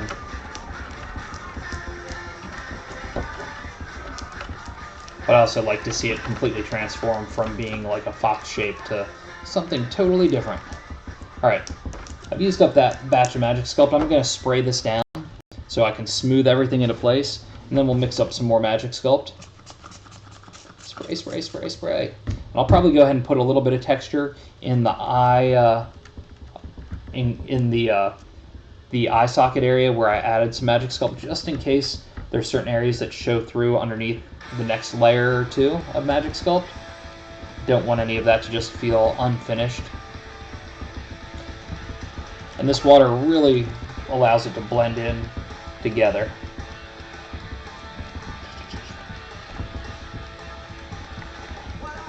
Smooth it down into the styrofoam base.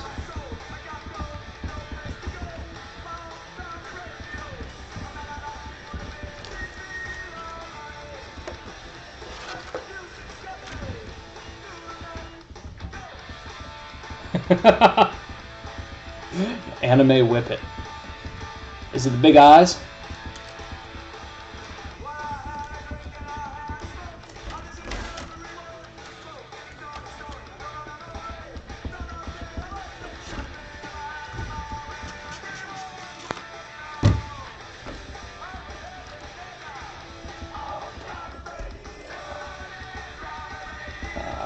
Just gonna smooth and smooth and smooth and smooth and smooth. Try and get it to as like clean of a finish against the styrofoam, even though I'm going to come back and add more to it, I feel like, I don't know for a fact, but I feel like the more you smooth and blend it in, that it really gets a tighter bond to the styrofoam. I've never had any of it snap off or had any issues, but it's definitely going to have to, the nose is going to have to hook a little bit more coming down. Sorry, you're not seeing that as well. I need to hold it up and take a look at it against the illustration up there. And it doesn't have to be precise or perfect, since this is one of my own fantasy creatures. If it alters or changes from my concept sketch, it's not a big deal. If the Magic Sculpt wants to go a certain way and I feel like it should, then it will go that way. Smoothing this Adam's apple type piece down a little bit, and we'll add a little more texture, or add some texture to this beast, and mix up some more Magic Sculpt.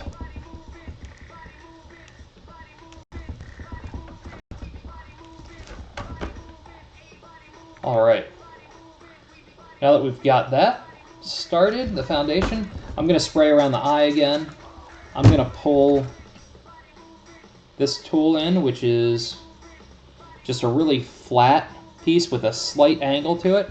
I'm going to grab one of my X-Acto blades and just clean up some of the buildup that's on it real quick. One of the nice things about metal tools, you can usually take an X-Acto blade across the edge and scrape off any of the buildup of the Magic Sculpt.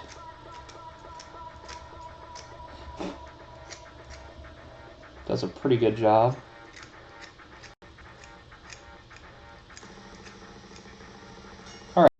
Now that that's in there, I'm going to come in and just do some lines in the eyelid area, and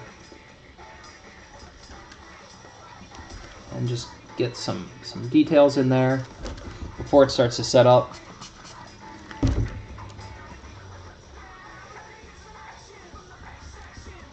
Knowing that I'm going to build up these circle kind of, I almost saw those as like boils coming up around the eye and around the side of the face. So I'm not quite sure how I'm going to handle that, but at least if this is underlying underneath it, even if I completely sculpt on top of it, there's stuff there if I don't.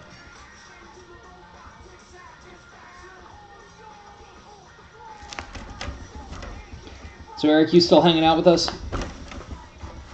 Sorry for all the business talk.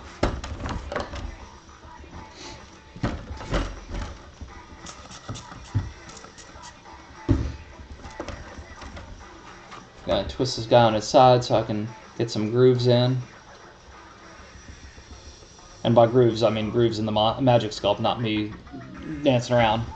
Right on. So you're in Austin, right? And just taking these grooves in. All right. I think that's okay for now. I'm going to leave all the texture just as it is on the rest of it, because I'm definitely going to put more Magic Sculpt on top. Hey, thanks, man. Alright, now that this guy is starting to take form, I'll set him down. And for anybody that's watching that hasn't been here, right on.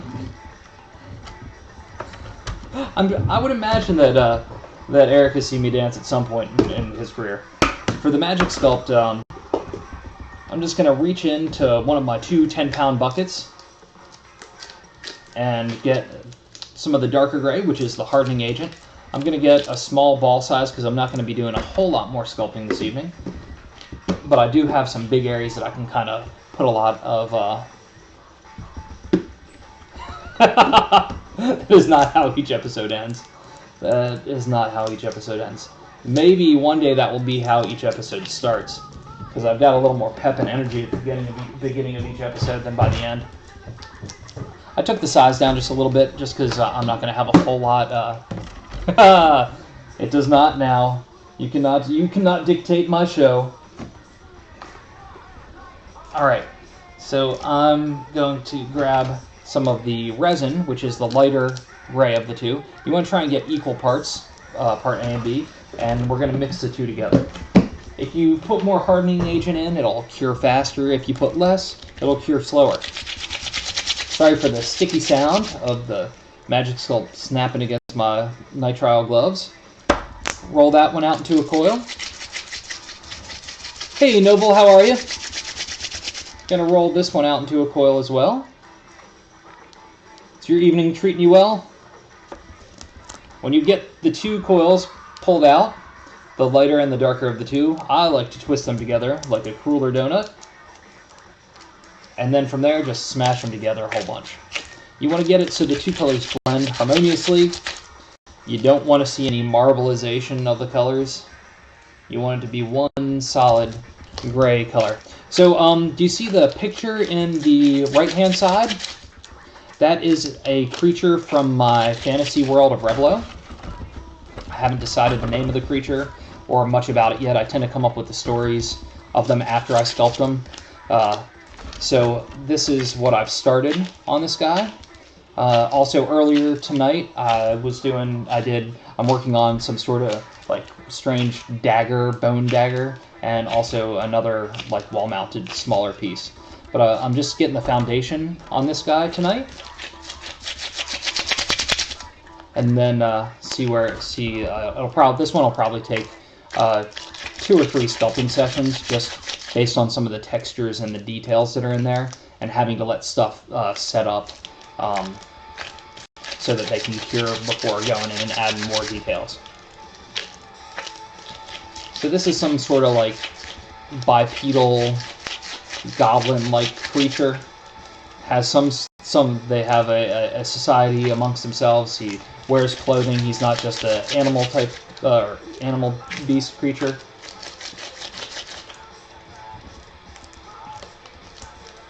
Ha! Excellent. I like when things look like young Skeksis. There's a lot of influence from Jim Henson in my and Brian Proud and all those great movies in the back of my head, I think, while I come up with character concepts. Yes, totally.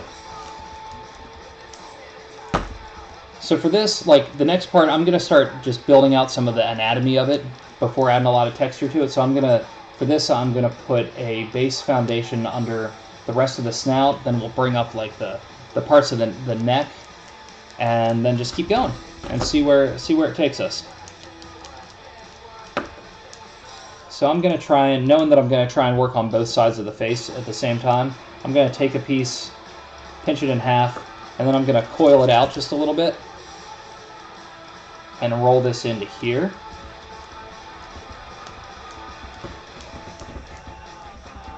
And just kind of mash it down with my thumb. Gonna do the same thing on the other side. So the base is a styrofoam bust that is used in taxidermy. This would have been a gray fox, and I'm sculpting on top of that with a 2-part air drying resin called Magic Sculpt. You mix the 2 parts together, and in about an hour it starts to set up. Then after about 12 hours to 18 hours, it completely sets up and is like really hard. You could Dremel into it or sand it, but I do most of the detailing while it's still soft and while you can still work it with water. So one of the things about Magic Sculpt, you'll see when you spray it with water, it makes it really easy to blend and smooth it in to other Magic Sculpt or other pieces.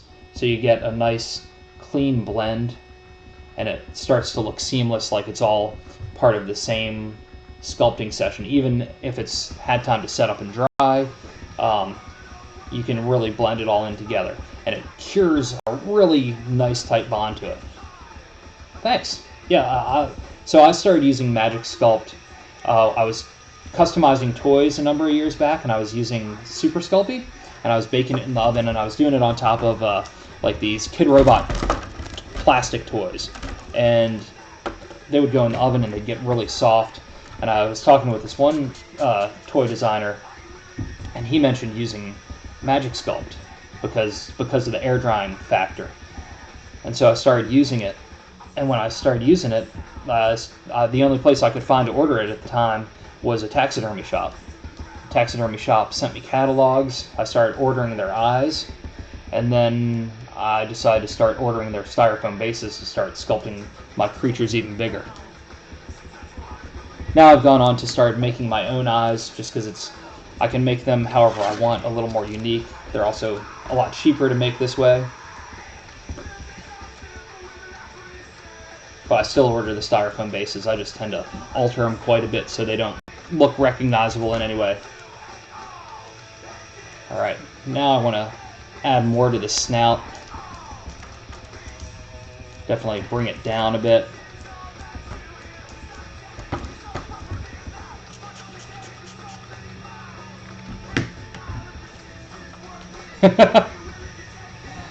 JG is probably at the bar as he usually is. Awesome. And that Crayola, I think we had a bucket of that. That air dries too, doesn't it? I don't think I actually ever used it. It might still be in my closet. And what sort of D&D map props do you add?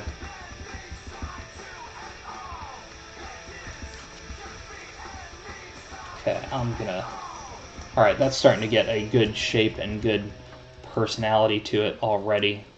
I can see where this is starting to go. Definitely with that eye, it's starting to look very bird-like, and I totally see the Skeksis. And let's see. Now I'm going to go ahead and start working the parts of the neck up.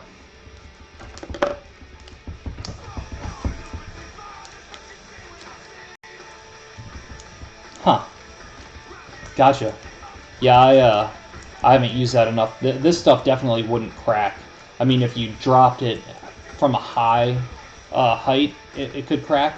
But you can get this stuff pretty thin, and it stands up really well. I would suggest if you ever order it and use it, I personally recommend using gloves. I have an allergic reaction to it. I know other people use it and nothing happens, but my eyes start to swell up, and so better to be safe than sorry. Gonna put these parts in around the neck that I see being part of the anatomy. I don't know the proper terms, although I probably should at this point.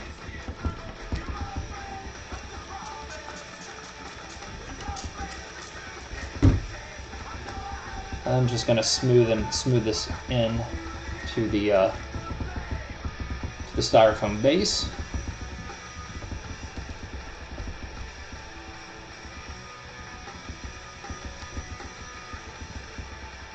I didn't used to design toys. I used to customize toys. Like, I'd buy toys at the store and then sculpt on top of them and paint them. Now, by day I do print and web design. By night I make strange creatures and build out my fantasy world.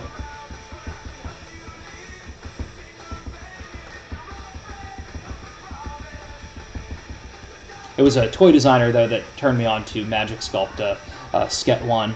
Because I'd met him at a couple of Dragon Cons, or even before Dragon Con. Even before Dragon Con had a lot of art and stuff to it. There was an Atlanta comic festival that got melded into Dragon Con years back, and the first couple of years they had a lot of toy designer folks that would come and attend. So, all right, I'm gonna start now that I've got that base foundation in. I'm gonna start building out the the bottom lip and start working that in a little bit. Start to see how that personality starts to come through. What sort of D&D campaign do you run?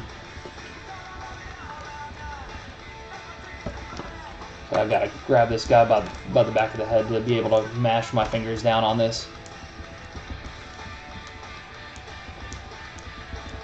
Let's see how this starts to shape up and see what sort of personality this gives him.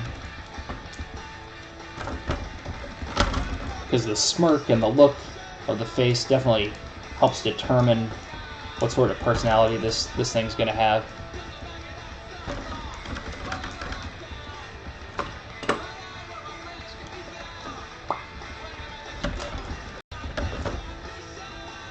Alright. Oops. Dropped an X-Acto blade on the floor, that's good. And put a little coil over there. I'll do another one on the other side.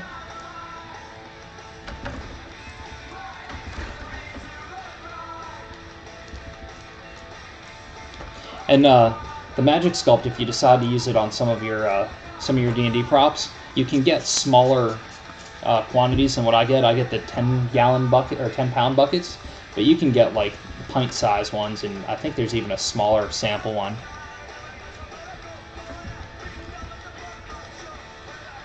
Right on. Could totally understand that. Since it's your friend's world setting, what sort of setting is it? I'm enjoying 5th edition. I'm also enjoying picking up on Pathfinder as well at the same time. But I'm currently playing in an Out of the Abyss 5th edition campaign that one of my friends is running. Alright, that's starting to get a little bit of personality. The angle of the mouth isn't quite right.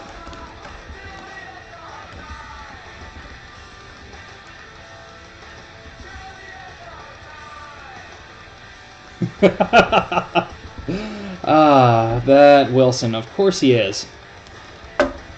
Hopefully that fan fiction is a present for my son's 7th birthday. And Eric or Carrie, either one of you can tell Wilson that.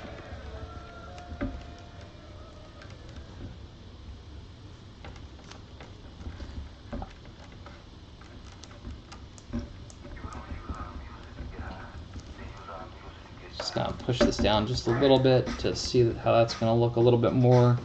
All right, now it's starting to get a little more character, I think. I'm gonna spray this down again and kind of smooth this out a little bit.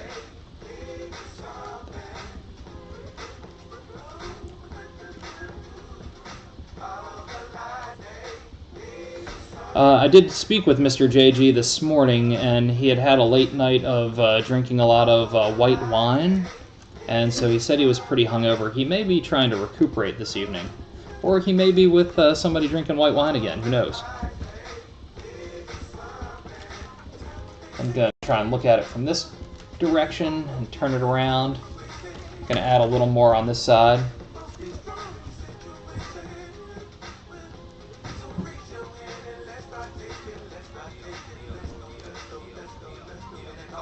Awesome. I like the follower of the moth concept. That sounds very cool.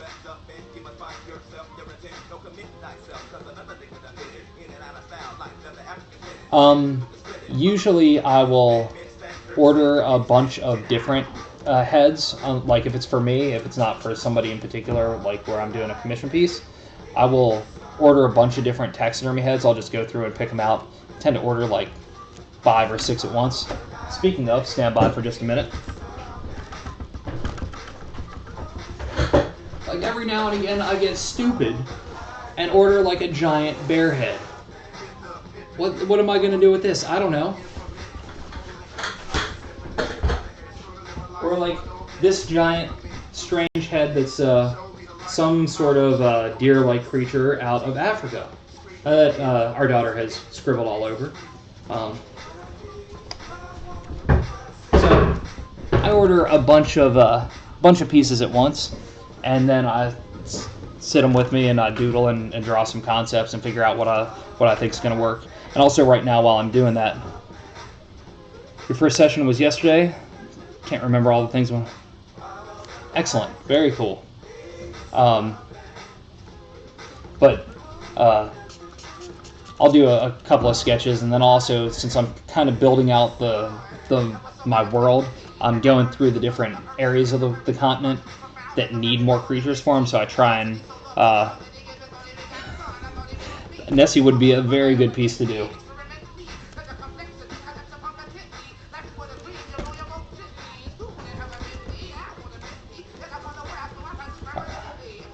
Gotta look at this guy again. Alright, gonna bring a little bit down into the gullet. But I'm trying to kind of flesh out a little bit from all the different areas of my world, so that by the end of 2017 I can hopefully have enough pieces to do a book on all the on the world of Revelo, and a little bit about each of the creatures, a photo of each of the creatures, and then some backstory to them, some stuff about the gods that used to reside there that are now in hibernation.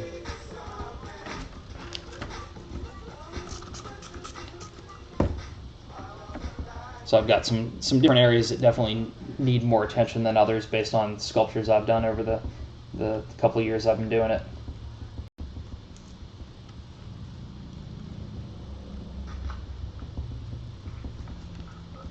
And then going back and just smoothing that in. I may add some texture to this tonight, I may not. I may let this still be a foundation.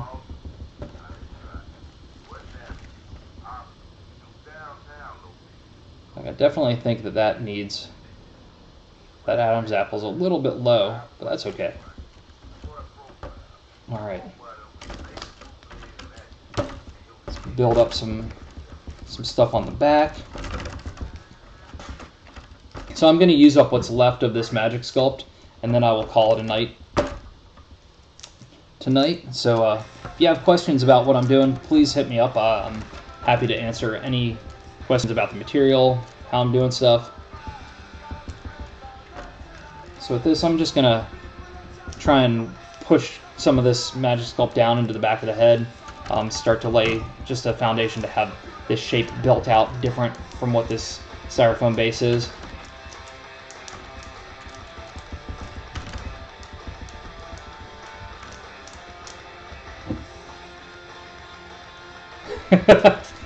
Nice, just shove them up the tower. Excellent.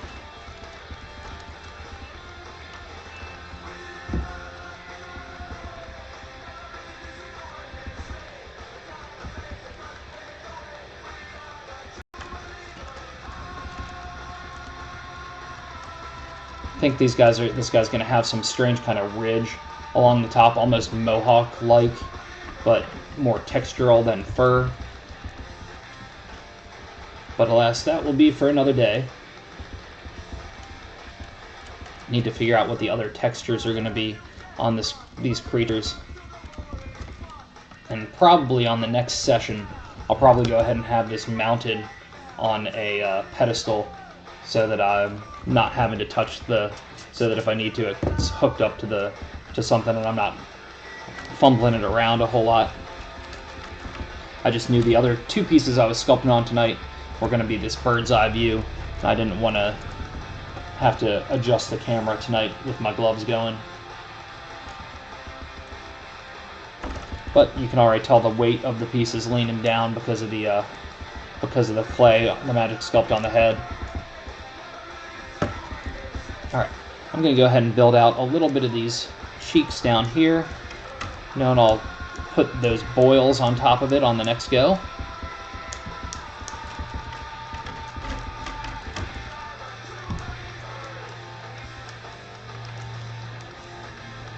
Nice. Thanks for the follow, Noble. I appreciate it.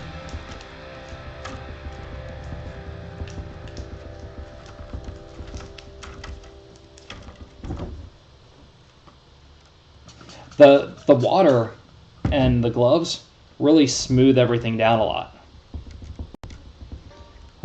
So once you get the water on there, as long as you're doing it within like 45 minutes to an hour of mixing the magic sculpt, it'll just smooth and smooth and smooth. Just a little more water and it keeps smoothing down. And as long as you don't have any real wrinkles in your glove,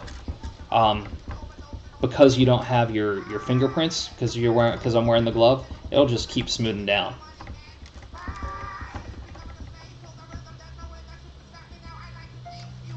You can really blend it all in really well. And it's looking even more bird-like by adding those kind of cheek things down underneath. That's okay. It will look more goblin-y-ish, and if not, bird-like will be okay. So now's where I wish it was attached, since I'm kind of grabbing onto places where I've already started to lay some magic sculpt down, going to be pushing things around a little bit. I want this smoothed in.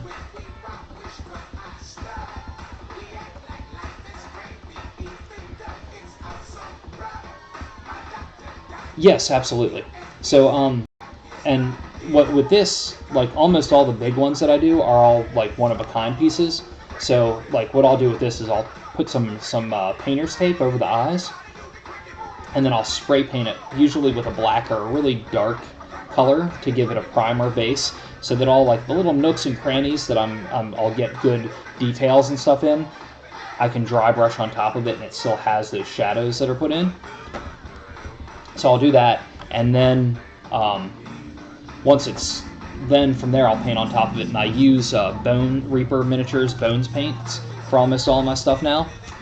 You can also, if you weren't using glass eyes, you could also cast a silicone mold out of this if the details aren't too, like if there aren't too many holes and pockets. Because some of the smaller pieces I do, I will actually make a silicone mold and cast those out of resin, just so that I can have multiple pieces for a cheaper price point on some of my creatures.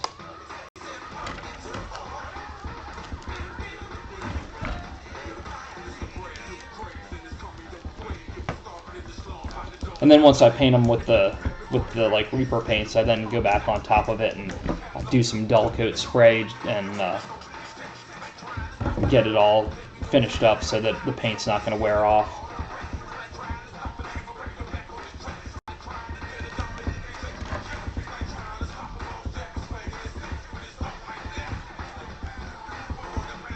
Just going to smooth all this stuff in and blend it down just a little bit.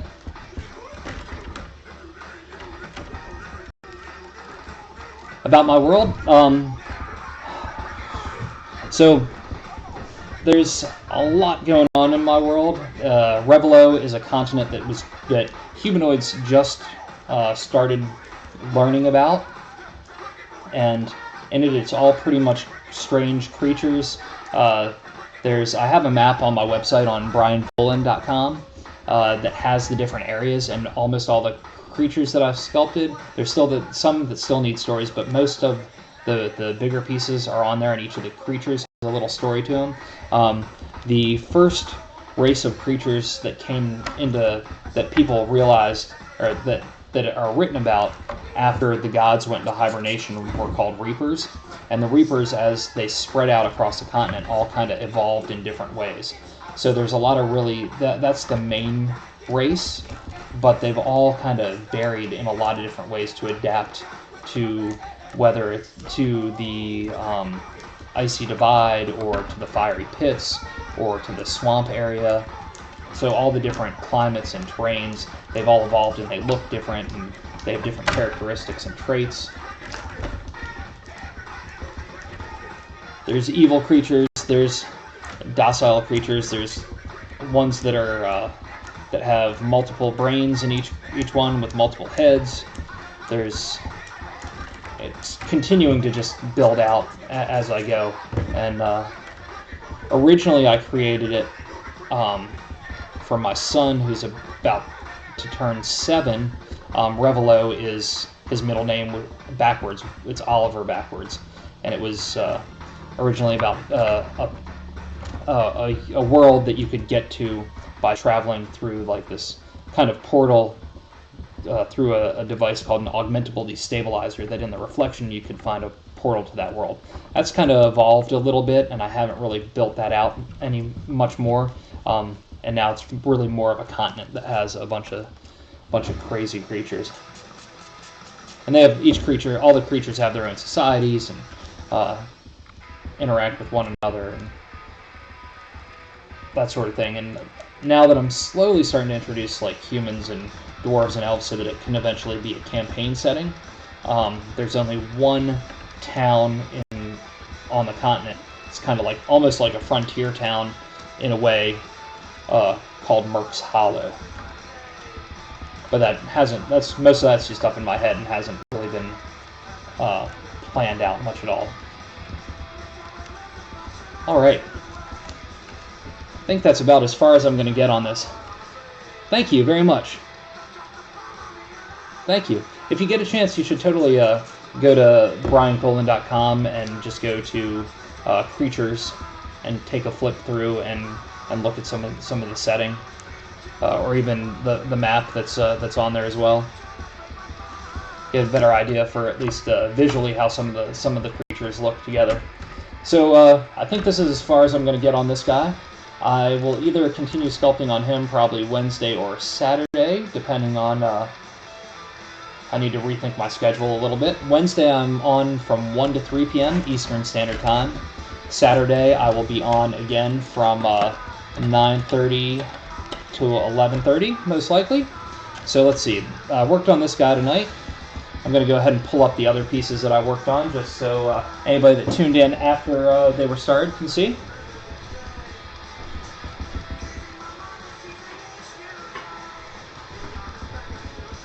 I also worked on this wall hanger piece. Ha! I know people have to work.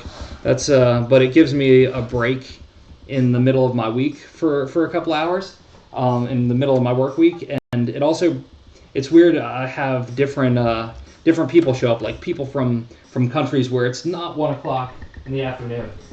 And then where's the last piece that I started? Where did you go? Where did my blade go? Oh, here we go.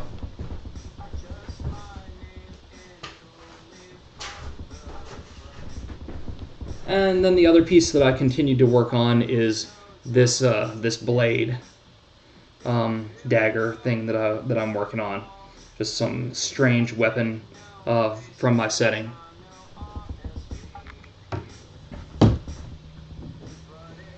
All right. Well, I think it's been a pretty productive Monday night. Thank you, everyone, for joining me on my quest. Eric, it's awesome to see you. Noble, thank you for the chat and the follow. Everybody else that's watching, thank you very much for tuning in, and I hope to see you again next time. All right. Thanks, guys. See you all next time.